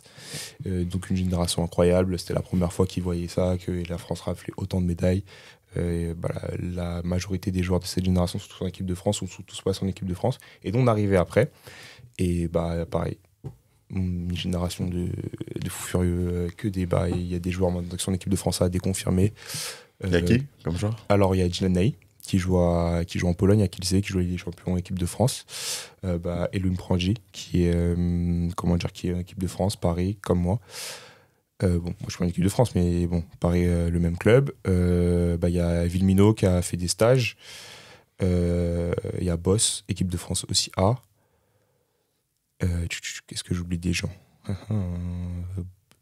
Mapoul l'a pas fait encore, non. Bref, en tout cas, tous ont quasiment signé dans des clubs pro et beaucoup ont fait des équipes de France. Et nous, on avait une génération incroyable. Et pour te dire, des fois, comme quoi c'est pas forcément vrai, il y a un arrière qui a fait aucune sélection équipe de France et qui a fait aucun parcours et qui maintenant est en équipe de France A. Ok, d'accord. Ça va vite, hein. Ah ouais. Dans les Des France. fois, ça va vite. Comme quoi. Ouais, très vite, ça aussi. Ce facteur-là, c'est. Des mecs qui se font repérer tard. Ouais. Lui, vraiment, pour le coup, il s'est fait repérer sur le tard. Tu vois, vraiment, il a fait aucune sélection, rien du tout. Et maintenant, il joue à Nantes, équipe de France. Il est avec la. Après, il y a aussi ce facteur, ton équipe tourne bien, inconsciemment, tu seras médiatisé. Bien sûr. On va dire à quel poste, il y a qui. On va le tenter. Tiens, ça tourne bien avec tel joueur, on va le mettre. Après, Tu fais ça. tu veux dire quoi, une équipe qui. Tu gagnes tout. Tu vas pas Encore, tu veux changer. ouais. Tu Vraiment, gagnes, encore, ouais, Enfin, une équipe qui gagne tu sur fais mon des dit. ajouts, etc. et tout, mais le groupe fonctionnait bien, la base fonctionnait bien, tout le monde avait un rôle établi. En équipe de France jeune, Villemino en question, il était super en avance, super fort, très très très très jeune. Et pareil, Prandy, Elohim, très fort. Je me rappelle, on fait une compétition en U21, la dernière, le championnat du monde et tout. Il jouait déjà en pro, etc. avec Nîmes. Il se blesse, il peut pas venir au début de la compétition, etc. et tout. On galère, franchement, on galère. On est dans le jeu, on est moyen. Il revient pour le quart ou les demi. Ça déroule. Ça déroule. Mais le mec, il était en jeune, il prenait la balle, il sautait à 11 mètres, il tirait. Mais qui fait ça? Mais qui fait ça? C'est nous, prenons-là. Les gars, ils les connaissent même pas. Moi, je connais parce que voilà, je vous côtoie au quotidien. Donc, je vois très bien, je vois les matchs de hand. Mais non, moi, je suis curieux dans tous les sports. Mais voilà, un gars comme Gary, il va pas connaître qui sont ces personnes-là. Alors que aujourd'hui, quand tu as vu son but à Elohim, je pense que tu as dû le voir aussi. Il a dû le voir, il a pas fait attention, c'est qui. Mais c'est Je te jure, C'est qui le montre un peu? Vous avez la vidéo? Je vais te montrer la vidéo. Moi, je suis un gars déconnecté, les gars. Ça veut dire, ouais, voilà, t'as connecté. T'as vu, C'est incroyable. En gros, je te mets le contexte. Attends, parce que je faut que t'expliques le contexte. En gros, demi-finale des championnats d'Europe qui ont lieu en janvier. Ok. Match élimination directe, donc du coup. France-Suède. Ok. La Suède a la balle pour gagner le plus donc de prendre l'avantage de 2 buts. Il faut une faute d'attaque, donc ils font marcher. Donc au hand à droit à 3 points, il en fait 4. Okay. Ils récupèrent la balle, les Français récupèrent la balle, ils montent la balle. Ils font faute. Okay. Faute, coup franc. Coup franc, 95% du temps, jamais but, rien. Coup franc, réglementaire, fin de match. Et donc du coup, je te montre la vidéo.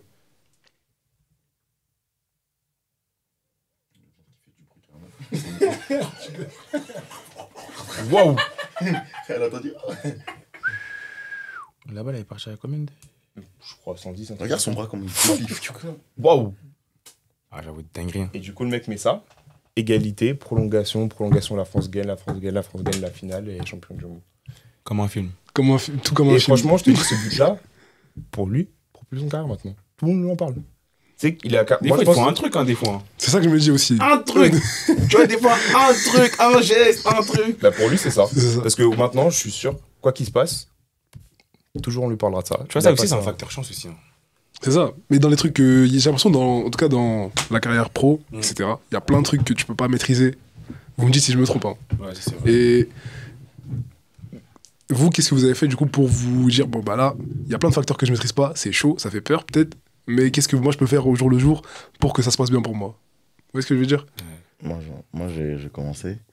En vrai, c'est le travail. Moi, j'étais un bosseur de ouf. Moi, quand je dis je bossais, c'est que c'est une dinguerie, mais j'allais voir tous les matchs des joueurs, mais j'allais voir pas les matchs de l'équipe. Je regardais des joueurs de mon profil. Je regardais, je disais, ah, lui, il fait ça, ça, ça, et je m'inspirais.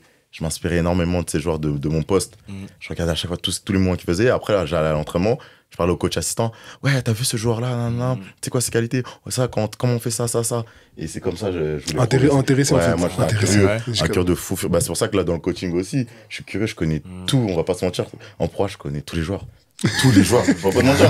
Je connais tous les joueurs. Tu vois, dans toutes les équipes, je sais qu'il y a lui. Tu vois, je sais qu'il joue là, il joue à tel poste. Tout. Tu vois, je suis un grand passionné et je suis un grand curieux. Et je sais comment, on va dire, un joueur, qu'est-ce que le joueur doit faire, pourquoi il fait ça, il a besoin et tout. Mais après, il faut être un passionné. Et moi, depuis petit, je regardais déjà sur Sport Plus à l'époque, le basket était sur Sport Plus. Et j'étais déjà fan des gars, ils s'appelaient Solo Diabaté. Tu vois, je sais pas si tu vois qui c'est. Solo Diabaté? Ouais. Non, de nom, ça me dit rien. Sur Jean-Paul Auvergne, Dunk, voilà. Bref, c'est des gars qui m'ont inspiré. Et moi, j'étais curieux par rapport à ça. Après, même quand j'ai intégré avec les pros, il y avait un joueur qui s'appelait Rodrigue Bobois qui a joué en NBA. Okay. Et ce gars-là, il m'inspirait de ouf. J'étais fan de lui, moi, étant petit. Et quand je le voyais, j'arrivais à l'entraînement, je défends sur lui. Je dis, waouh! Je dis sérieux! Voilà, c'est ta crosse, je me rappelle. Mais comment il fait? Il a une agilité de ouf. Mais lui, c'est du travail. En fait, on a l'impression, ces gars-là, juste ils viennent, ils font ça. Mais non, en fait, leur talent, ils le maintiennent en s'entraînant au quotidien. Et comment ils s'entraînent? Ils font plus que les autres avant, après. S'ils font pas après, ils vont faire avant, peu importe. Et c'est ça que j'ai regardé tout ce qu'ils faisaient. Et c'est comme ça, je me suis dit, je dois progresser en travaillant par rapport à comment eux travaillent. Parce que je connaissais pas, j'avais pas ces cultures, j'ai pas papa, maman. Et j'ai appris par moi-même. Mais il y a toujours bien les autres. Mais il y a toujours ce moment qui est super drôle, je pense, qui arrive à tout sportif, c'est qu'on a tous une idole ou des mecs qu'on a regardé à la télé et tu as ce jour-là où tu joues contre lui. Et il te met un truc et là tu te dis, ah ouais, c'est ça en fait, c'est ça le truc. Tu dis, ah ouais. Tu regardes la tête, tu dis, oh, tu rigolais, mais elle faisait à l'autre là. Et là tu vois que tu dois défendre contre lui ou tu vois attaquer, tu dis, aïe aïe aïe aïe. En plus, le coach il te prévient et tout. Et là tu vois, c'est sérieux. En plus, moi, sachant qu'au basket, nous, les jeunes, ils sont beaucoup mis à l'entraînement. Et en fait, on est utilisé comme des partenaires d'entraînement. Ouais. Et ça fait on mettait à défendre sur eux, mais tout terrain mais fort. C'est-à-dire, tu dois être un chien. Et moi, je défendais fort sur ces joueurs-là. Et j'avais pas peur. Honnêtement, j'avais pas peur. Et on me demandait plus. Et j'avais gagné le respect de ces joueurs-là. Parce qu'ils voyaient que j'avais pas peur par rapport à ça. C'est ça, le respect. Et eux-mêmes, ils vont te donner des petits trucs quand ils voient. Ils disent, ah, lui, il a du talent. Ouais, fais ci, fais ça. T'as vu comment je fais ça? Ils donnent des conseils. Et c'est comme ça que tu progresses aussi. Et moi, je vais pas te mentir, hein, quand j'arrivais à 17 ans, on m'a dit, tu vas t'entraîner avec les pros. J'avais une boule au ventre. Hein. Oh là là, la boule au ventre. On l'a tous eu celle-là. En plus, ça parlait qu'en anglais. Nous, au basket, ça parle qu'en anglais à l'entraînement. Les coachs, ils parlent qu'en anglais. Dès que tu passes pro, c'est anglais direct. C'est anglais direct. Je ne parle pas un mot anglais. Il n'y a que des carrés. Il y a au moins 7 carrés et tout ça. Les Américains. T'es là, tu vois, dans le vestiaire et tout, le petit jeune, il te présente le coach. T'es là, tu regardes tout le monde comme ça. Dès l'échauffement, tu sens qu'il y a une aura de pro. Tu sens qu'ils sont pros sur la qualité de passe. Tu vois, toi, tu fais ta passe, tu vois, ça, elle n'est pas de qualité. Mais tu vois, c'est tout. C'est un combat de dire, hey, coach, c'est qui ce jour-là que tu m'as ramené? Ah, comme ça, c'est bon de faire une passe. Vas-y, lui. Et lui, il fait, allez, go. Il enchaîne, le coach, il s'en fout, lui. Il enchaîne. Arrête, dit, bon, on fait les systèmes. Et toi, tu connais pas les systèmes, t'es sur le côté, tu dois être prêt à rentrer, tu dois regarder parce qu'il y a beaucoup de systèmes de jeu au basket. Et eux, les systèmes de jeu, ils en ont 10 000 dans le cerveau. Et au basket, il y a tellement de systèmes de jeu. Ça fait que tu dois retenir en entraînement 6 systèmes pour qu'ils te fassent rentrer. Et quand tu rentres et tu connais pas les systèmes, les gars, ils crient dessus. Moi, ils crient dessus. Tu fais quoi? Là-bas! Sortez-le. Mais t'as vu, mentalement, si t'es pas bon dans ça, tu craques. Direct. Tu craques. T'as pas de pitié. Et après, t'apprends au fur et à mesure. Et en fait, c'est comme si t'es à l'école. Tu révises le système. T'es là, tu dis, lui, il fait ça. Tu vas chez toi le soir, t'as une révision et tout ça. Le lendemain, t'es en stress encore. Et après, au fur et à mesure, ça coûte plus cher. Ça veut dire, faut pas que ça te choque. Ça veut dire que tu sais qu'il y a personne qui va arriver près, de toute façon, c'est impossible. En plus, moi, ce qui est dur, c'est qu'ils ont changé de coach. Plein de ils ont changé de coach. C'est dur à apprendre tout le système et tout. Ouais, il y avait Arman Couture, ils ont passé avec Alex Ménard. Arman Couture, c'était un des meilleurs coachs en France et tout, qui est turc. Et à ce moment-là, ils l'ont viré. Et du coup, on passait avec un autre coach qui était coach assistant. Et lui a changé la philosophie. Et ça veut dire que j'ai dû apprendre des nouveaux systèmes. Ils ont ramené des nouveaux joueurs. Tu dois t'adapter. T'imagines déjà que tu galères avec les anciens, là, t'as dû taper les nouveaux, t'as dû dire, ah ouais. Là, et tout. Et à la fin, j'étais recommencé. Ils m'ont dit, l'année prochaine, t'es tout le temps avec les pros. J'arrive avec les pros. T'avais des Romeo Travis, qui est le meilleur pote de LeBron. Moi, j'étais là, j'admirais, tu vois. Je sais que des fois, il parlait à LeBron, j'étais comme ça. J'étais content. Moi, j'étais wow. Lui, il me donne des conseils de ouf. Il me donne plein de conseils, que ce soit avec les filles. Vraiment. Non, faut le dire la vérité. C'est-à-dire en dehors, pas que sur le basket. Ça soit sur le scolaire, ça soit sur tout, tu vois. C'était un papa, vraiment un papa. Et même, il me disait, allez, fais des efforts à parler en anglais. C'est lui qui m'a fait des efforts à pouvoir parler, même si tu fais des erreurs, vas-y. Et après, consciemment, à force qu'il te parle, bah ça devient naturel et tout. Bah, je pense qu'en vrai, on a tous appris l'anglais comme ça. Au début, tu comprends rien. Tu te dis, qu'est-ce qu'il me raconte, ce mec-là?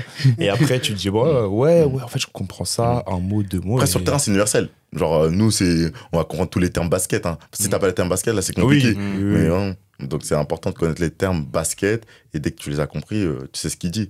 Si tu les connais pas, là, c'est foutu. Moi, c'est différent que Mathieu. Je cramais les vidéos. C'est-à-dire, ah ouais? Le gardien de but et tout. Je cramais tout. Les appuis, comment il met sa main, je cramais tout. Je regardais que des vidéos. Avant les matchs, je regardais top 30 des meilleures parades et tout. Là, je me disais, vas-y, cerveau, fais pareil, s'il te plaît. Là, c'est chaud, fais pareil. Et je regardais tous les entraînements, des skills, tout. Appuis, je regardais que des entraînements. C'est-à-dire dans le détail, à mort dans le détail. En vrai, de vrai, à l'heure d'aujourd'hui, ce qui fait la différence, c'est les petits détails. C'est les détails. C'est les détails. C'est vraiment, ça joue. Maintenant, ça joue à une seconde. Quand t'es gardien, c'est pire. Les appuis, là. Agilité, tout ça. Agilité, la concentration, c'est trop. Mentalement, un gardien, t'es trop fort mentalement. Ouais. Parce que tu peux faire une erreur là, tu te dis quoi, vas-y, j'abandonne. Mais un match, c'est 90 minutes, tu vois. Imagine, tu fais une parade à la 80e. Et il y a les tirs au but, ça se trouve des fois. au but. Mentalement, gardien de but, si t'es pas fort dans la tête, ça suit pas. Mais parce qu'en plus, vous, c'est quoi? En fait, j'ai l'impression que vous avez une marge d'erreur, elle est vraiment toute petite. Encore, t'es un attaquant, t'as vu, tu peux pas te doper gardien de but. Parce qu'il y a personne derrière toi. Tu vois ce que je veux dire? Un attaquant, il peut rater 15 face à face. Il va marquer 1, tu gagnes 1-0, c'est carré. Mais toi, tu prends le but à la 90e, c'est pas pareil, tu vois ce que je veux dire. Gardien, t'es pas fort mentalement, tu peux pas réussir. Ok. Et toi, ça veut dire que tu t'es naturellement dirigé vers ce poste parce que... Moi, c'est simple. J'ai commencé le foot en bas de chez moi. J'arrive au goal. Ah ouais, c'était ça en fait. Tout comme il a dit tout à l'heure. Au fur et à mesure, j'ai kiffé. J'ai commencé à jouer avec les grands. Gary encore vos goals. Et après, j'ai commencé comme ça. J'ai commencé comme ça, après j'ai kiffé. Après, il y a une année, j'ai arrêté et j'ai joué joueur. Parce qu'en fait, ma génération, moi, je jouais déjà avec les plus grands, avec les 99, tu vois. Ça veut dire qu'après, les 2000, je jouais avec ma génération. J'ai pas aimé, tu vois. Donc, j'ai fait une année 6, milieu de terrain. Et après, je voulais arrêter. Et après, un pote à moi, il m'a dit, vas-y, reprends. Mon cousin, il m'a dit de reprendre. Tu voulais arrêter, complètement arrêter? Ouais. Ça t'avait saoulé? Ouais, ça m'avait saoulé. Là, après, mon cousin m'a dit, Gary, reprends. T'avais quel âge? J'avais 12 ans, je crois, carrément. 12-11 ans. Il y a un pote à moi et mon cousin, ils m'ont dit de reprendre. Boum, après, ça allait très vite. Ok, mais toi, ça veut dire que t'étais à deux doigts d'arrêter. Tout ça, en fait, j'ai commencé tard. Ouais. J'allais arrêter et après, tout droit. Et ça veut dire que dans ma vie, moi, j'ai eu la chance, par la grâce de Dieu, j'ai fait un seul essai dans ma vie. C'est au PSG. Boum. Pas besoin de plus. Pas besoin de plus. Je vois un premier essai, boum. Ils savaient déjà qu'ils voulaient me prendre. Je suis revenu encore une deuxième fois, mais ils avaient déjà fait le choix de me garder. Et après, tout droit. Pareil, les phases de test, les détections comme ça. Vous, comment ça s'est passé? Parce que toi, du coup, t'as même pas fait de détection quand même pour aller au Mans? Moi, c'est pas des détections, c'est qu'en fait, comme j'étais un des meilleurs de ma génération 99, enfin, un des meilleurs, c'est un grand mot, mais je faisais partie des 20 de les tests INSEP. Okay. Vous savez ce que c'est les tests INSEP? C'est où sont passés les plus grands, Tony Parker, Boris Dio. Et quand tu fais les tests INSEP, t'as tous les recruteurs qui sont là de tous les centres de formation. Il y avait même les sponsors. J'étais sponsorisé pendant 2 ans avec Adidas. Derrière, après les tests INSEP, directement, j'ai signé un contrat de 2 ans. C'était des jeunes, j'étais jeune, j'avais 15 ans. Ouais, 15 ans, ouais. Et, ouais, 15 ans, j'avais signé 2 ans avec eux. Et tous les centres de formation m'ont appelé derrière parce que j'étais pas prêt à l'INSEP, j'étais 13e sur liste d'attente. Okay. Si quelqu'un qui rentrait pas, je pouvais intégrer l'INSEP. Okay. Et en fait, pas de mentir, quand t'es jeune, tu sais que t'es sur la liste d'attente. Moi, je voulais qu'aller à l'INSEP. Chaque tous les centres de formation, ça allait jeter sur moi. Ils se battaient pour moi. T'avais Lasvel, t'avais Chalon-sur-Saône, t'avais Le Mans. T'avais tous les gros centres de formation. J'avais le choix. C'est-à-dire, ils m'invitaient un peu comme au State. Tu sais, genre, tu viens avec la famille, prenez le billet de train. Ça joue, hein. Tu fais la visite. Et en plus, le jour de la visite, tu sais, ils te vendent le truc. Moi, c'était des genres de visites où il y avait des matchs. Ils font exprès. Tu sais, des matchs de pro. Ils savent, le pro, moi, j'étais fan d'Edwin Jackson. Edwin Jackson qui jouait à Lasvel à cette période-là. Il joue encore à Lasvel. Et c'était mon joueur préféré. Il vient devant moi, il fait alors c'est toi Mathieu, il me tape l'épaule. Je suis comme ça et tout. D'accord, j'ai la photo, faut que je retrouve et tout. Et j'étais jeune, je voyais Jackson, je parlais avec des gros yeux comme ça. Et en plus, il avait fait un gros match. Donc voilà, et j'arrive à la Zelle. Mon père regarde, fait tu signeras pas ici. Quoi? Moi je voulais signer ici, j'ai vu Edwin Jackson. Je voulais signer ici. Il me dit non, tu seras pas à la Zelle. Je dis pourquoi? J'aime pas de l'école pour revenir à l'entraînement, j'aime pas, c'est trop loin. Lui pensait au scolaire et tout ça, mes parents pensaient qu'au scolaire. Et ils sont arrivés au Mans. Et le responsable, qui est Philippe Desnaux, il les a séduits au niveau scolaire. Il les a séduits au niveau scolaire. Et aussi Le Mans, pas se mentir, Nicolas Batum, gros centre de formation. Le Mans, c'est un gros centre de formation. Gros centre de formation. Et un des meilleurs avec Cholet, et, tu vois, on va pas se mentir. Et ça les a séduits. Et moi, derrière, en vrai de vrai, je voulais pas. Je voulais signer à Chalon-sur-Saône. Moi, je voulais aller à Chalon-sur-Saône ou à Lasvel. Mais j'étais séduit aussi par le projet qu'ils ont mis en place. Et il y a aussi un ami à moi qui avait signé là-bas, mais ça c'est pas pur hasard, et ça a aussi fait qu'a basculé, ça a joué dans la balance, et du coup on était deux, et après ça c'est vraiment ça s'est très bien passé, hein. Très bon centre de formation, très bonne structure, que ça soit dans tout, dans le suivi scolaire, suivi basket, rien à dire, j'ai tout appris là-bas, et même leur salle elle est incroyable, c'est une des meilleures salles, donc voilà. Toi aussi, tu l'as vécu aussi, le truc de viens on fait la visite, tiens regarde là ici on a ça. Moi ils sont venus. Alfred de Suyovo, c'est mon coach des gardiens de but qui m'a formé avec Jean-Luc Cobert. En fait, ils sont venus chez moi. Ils ont parlé avec mes parents et tout. En fait, moi, mon parcours, il est archi... Pas bizarre, mais il est différent de fou. Ça veut dire que moi, de base, niveau école, je suis pas bon, tu vois. Je suis dyslexique, tu vois. Ça veut dire que moi, j'ai fait de la SECPA. J'ai fait de la CLIS. Je vois ce que je veux dire quand j'étais petit. Je connais même pas, je sais pas ce que c'est. C'est un truc... c'est un peu pour les handicapés. Mais en fait, moi, j'étais pas handicapé. C'est juste que moi, j'avais... En fait, quand j'écris, je confonds un peu les sons, tu vois. Donc, du coup, ils sont venus dans mon école, on sait pas. Donc, dis-toi, des recruteurs du PSG, ils viennent dans un collège. Ils ont triolé, Paris 13e. Ils se déplacent dans mon collège et tout. Ça veut dire que la directrice a dit, mais comment t'as ramené ça ici, en fait, tu vois, tu comprends pas, tu vois. Et ça a joué et tout, tu vois. Ça veut dire qu'en vrai, peu importe d'où tu viens, tu peux réussir, tu vois. Moi, je suis un gars, je sais que l'école, c'est pas fait pour moi, mais le sport, j'ai tout donné, tu vois. Clis, SECPA, tu dis c'est un gars, mais qu'est-ce que tu me racontes? Tu vois, un peu les SECPA, ils sont vus comme des cons. Tu vois ce que je veux dire? Et moi, je fais du foot. Il y a beaucoup de vannes sur eux. Tu vois, sur les SECPA, je te jure, c'est vrai. Aujourd'hui, en toute humilité, moi, ça me dérange pas de dire aux gens j'ai fait de la SECPA. Tu vois, lors d'aujourd'hui, je suis la personne que je suis grâce à tout ça, tu vois. Donc après, ils sont venus à l'école. En vrai, j'étais un garçon normal, tu vois, on sait que pas, bon, c'est un niveau assez normal, tu vois. Donc, mon comportement irréprochable. Donc, ça joue dans la balance, tu vois. Donc, peu importe d'où tu viens, en fait, d'où tu viens, ça détermine même pas ta vie un peu, tu vois. C'est à partir du moment où t'es passionné, tu te donnes les moyens pour réussir, tout droit, let's go. En fait, de ce que j'entends depuis tout à l'heure, de ce que vous dites, c'est vraiment comment tu vas réagir. En fait, c'est ça. Parce que ça va parce qu'en vrai, devant toi, tu vois. C'est une étape en fait, parce que certes, t'es appelé, etc. et tout, mais t'en as combien des gamins qui sont appelés? T'en as 15, t'en as 20, t'en as 30, je sais pas. C'est ça. Et après, il faut faire ta place. Donc, vous êtes tous sur la même ligne de départ, et après, c'est ça. C'est le mec qui lâche pas, gros. J'avais une question. Vous, est-ce que c'était pareil? Vous étiez au lycée, je sais pas si t'étais au lycée, et au collège, mais t'étais avec les pros, on va dire. T'étais avec les pros, et comment tu gérais le côté scolaire et le côté études, je veux dire, et le côté sport? Le côté t'es avec les pros en déplacement et après tu dois aller à l'école. Comment ça se passait pour vous? Comment c'était encadré? Parce qu'on a toujours chacun son expérience par rapport à ça.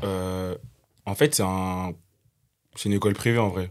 Ça veut dire qu'en vrai, ton emploi du temps il est adapté en vrai. Ça veut dire que tu pouvais rater les entraînements. Tu vois ce que je veux dire? Après, tu rattrapes après, tu vois.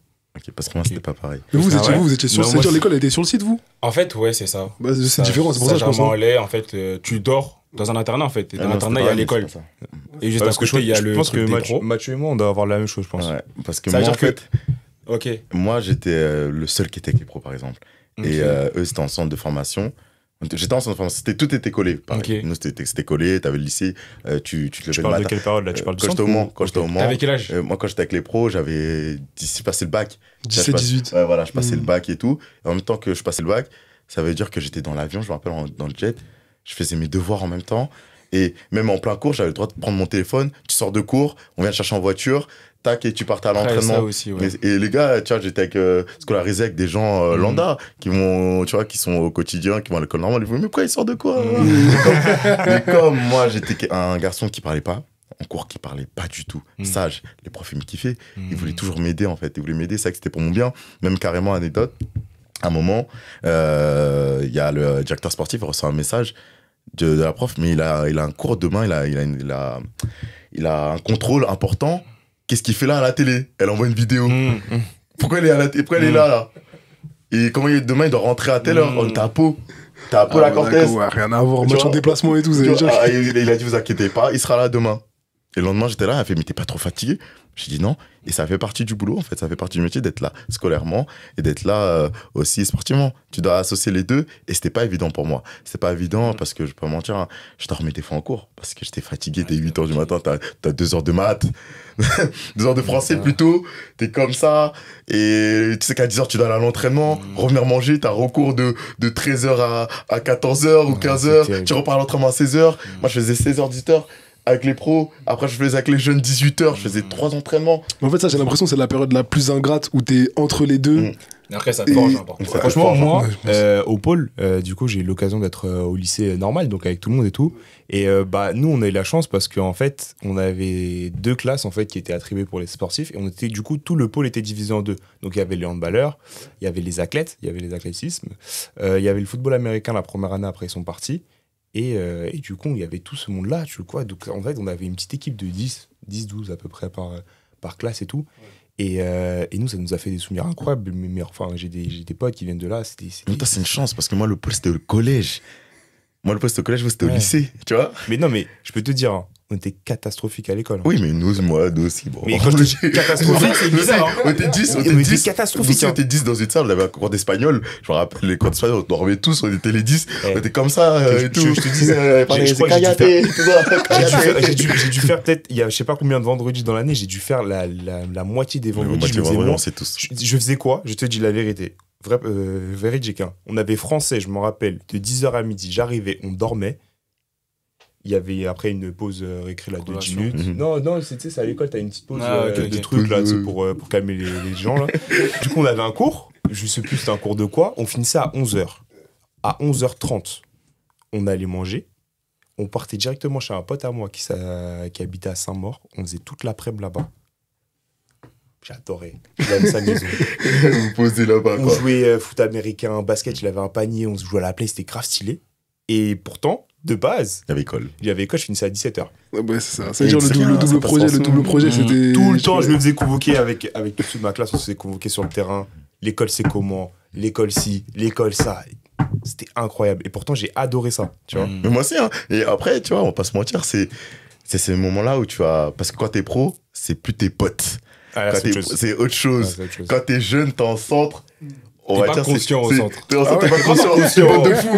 T'es pas conscient. Tu crées des relations de ouf. Tu fais des bêtises. Enfin, j'ai trop de bêtises à raconter. C'est déjà, il n'y a pas la compétition encore entre. Il y a la compétition, mais c'est sérieux, mais c'est pas sérieux. C'est exactement ça. C'est sérieux, mais c'est pas sérieux. Pour ça, tu te dis, vas-y, on se taquine. Voilà, on passe on est des petits cons, on est là. On va à l'école ensemble, on se taquine tout le temps. On chambre, on dit, ah, toi, tu t'es fait larguer par elle. On est en mode comme ça. On va pas se mentir. Non, en plus, c'est vrai, parce que t'es jeune, en vrai, tu partages ta vie avec 10 personnes et en vrai, vous connaissez tout le monde. Dans une période de ta vie. Qui sort avec qui fait 15 quoi. ans, 18 ans, t'es là où les hormones arrivent et tout. Donc, ouais, mais c'est vrai, c'est la vérité. T'es focus sur ton sport, bien évidemment, mais t'apprends la vie aussi parce que t'es loin des parents. Donc, tu partages des trucs avec tes amis. Le centre. Meilleure année, c'est ça, je dis tous ceux qui sont en centre. Profitez. C'est les meilleures années. Moi, bizarrement, c'est pas le centre mes meilleures années, c'était les années Pôle Espoir. Oui, années Pôle Espoir. En fait, moi, Pôle Espoir. Vos années centre, c'est mes années Pôle Espoir. Donc voilà, c'est ça, c'est mes années Pôle Espoir aussi. C'était mes meilleures années. C'était mes meilleures années. C'est là où, en plus, moi, Pôle Espoir, il y avait tous les sports. Il y avait hand, il y avait volley, il y avait karaté, il y avait. C'est-à-dire que tu t'arranges avec d'autres sportifs, tu crées des liens. Et même ces liens-là, aujourd'hui, je les ai encore. La semaine dernière, avec Yon, on était à un mariage. Et c'est même comme ça on s'est connus. Parce que moi, j'étais au Pôle Espoir avec une handballeuse. Et derrière, aujourd'hui, elle s'est mariée avec un handballeur professionnel. Et c'est comme ça que derrière, j'ai connu Yohan. c'est comme ça, tu vois. Au final, on crée des liens, on grandit ensemble. Nous, c'était privé, nous. Donc, du coup, il n'y a pas de ça. Ah, il n'y a pas de ça. Vous étiez un peu mélangés. Quand tu vas dans la sphère du public et genre, t'es un peu différent avec un planning et tout. Mais la préfo, ils sont mélangés avec. Préformation, c'est quoi? C'est avant tout ce qui vient avant ce que tu disais tout à l'heure? C'est quoi? C'est 11, 13? Ouais, c'est avant, ouais. Donc, collège, ouais.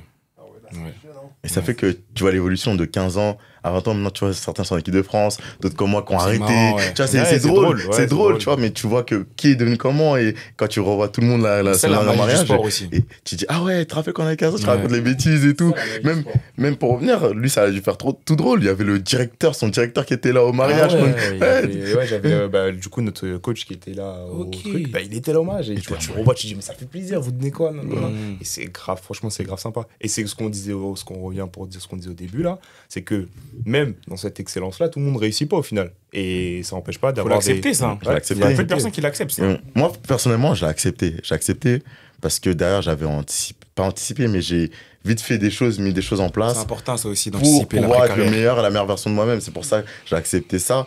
Mais quand tu sais pas dans quoi tu vas te mettre, clairement, c'est dur. Et si c'est un truc qui te passionne pas, sachant que le sport, c'est de la passion. Quand tu es payé de faire ta passion et payé à aller travailler, je sais pas, devant un bureau, c'est pas la même chose. C'est pas, les gens ne savent pas, c'est pas le pareil de travailler devant un bureau pendant des heures et faire du sport. Faire du sport, c'est du plaisir, t'es passionné. C'est un plaisir. Donc, moi, je suis encore dans ma passion. Ton travail aussi, il est incroyable quand tu fais du sport. On va pas se mentir. Oui, quand tu t'entraînes deux fois par jour. On s'entraîne 2 fois par jour. T'es là. Qui fait des siestes? Genre, qui fait des siestes? Tu peux faire des siestes de 1 heure, 1 heure et demie, normal. Non, mais franchement, c'est une grâce. C'est vraiment une grâce d'être reconnaissant, de pouvoir faire du sport. Je voulais revenir sur ce que vous disiez sur... Alors, c'était intéressant, mais on est passé vite sur ça. C'était sur tu sais, la compétition quand t'es en jeune et le passage au monde professionnel. Et vous pensez c'est dû à quoi, du coup, le fait que quand t'es jeune, bah, c'est un peu, vous êtes fougueux, etc. Il n'y a pas vraiment cet esprit de compétition. Et quand t'arrives sur le monde professionnel, là, ça commence à devenir sérieux. Ce que les gens appellent devenir sérieux. Ouais, très clairement... En fait, c'est quand tu vois des gens, ils quittent le club. Ouais, moi, il y a ça aussi. Et t'as le fait que tu sens que le coach, il a la pression. Et donc, s'il est pas bon, il n'a pas de bons résultats, il se fait cut. Moi, j'avais quoi? J'ai changé 6 fois de coach en 3 années, tu vois. J'ai vu plusieurs coachs. Donc, en fait, tu vois que tu dois toujours t'adapter. Et là, tu sens qu'en fait, c'est ton métier. Tu dois t'adapter à quelqu'un qui arrive à chaque fois. Et tu dois t'adapter à des nouveaux joueurs aussi qui arrivent. C'est ça aussi. Et ils partent, ils reviennent. Nos baskets, on peut couper des contrats comme ça. En gros, t'es sur un siège éjectable. Les Américains, en fait, quand t'es sportif, faut être en capacité de t'adapter très très rapidement. Sinon, t'es mort. Nouveau coach, nouvelle tactique. Ça se trouve que tu n'as même pas aimé ta philosophie de jouer à toi. C'est-à-dire que toi, tu dois être patient. Tu dois pas dire « Ah putain, je joue plus, ça y est, c'est fini pour moi ». Ça se trouve que l'année prochaine... C'est ce que tu fais derrière. Voilà, c'est ce que tu fais derrière. L'année prochaine, ça sera un nouveau système, des nouveaux joueurs. Là, on va te mettre là, comme ça. Faut que tu sois prêt. Là, il y aura un blessé, il faut que tu sois prêt. Parce que Johan, par exemple, cette année-là où tu n'as pas beaucoup joué, comment... Par exemple, même en règle, on peut au-delà de cette année-là, parce que je me suis blessé 8 mois, donc en vrai, c'est pas facile, tu vois. Mais je vais allonger aux 2 années à Paris.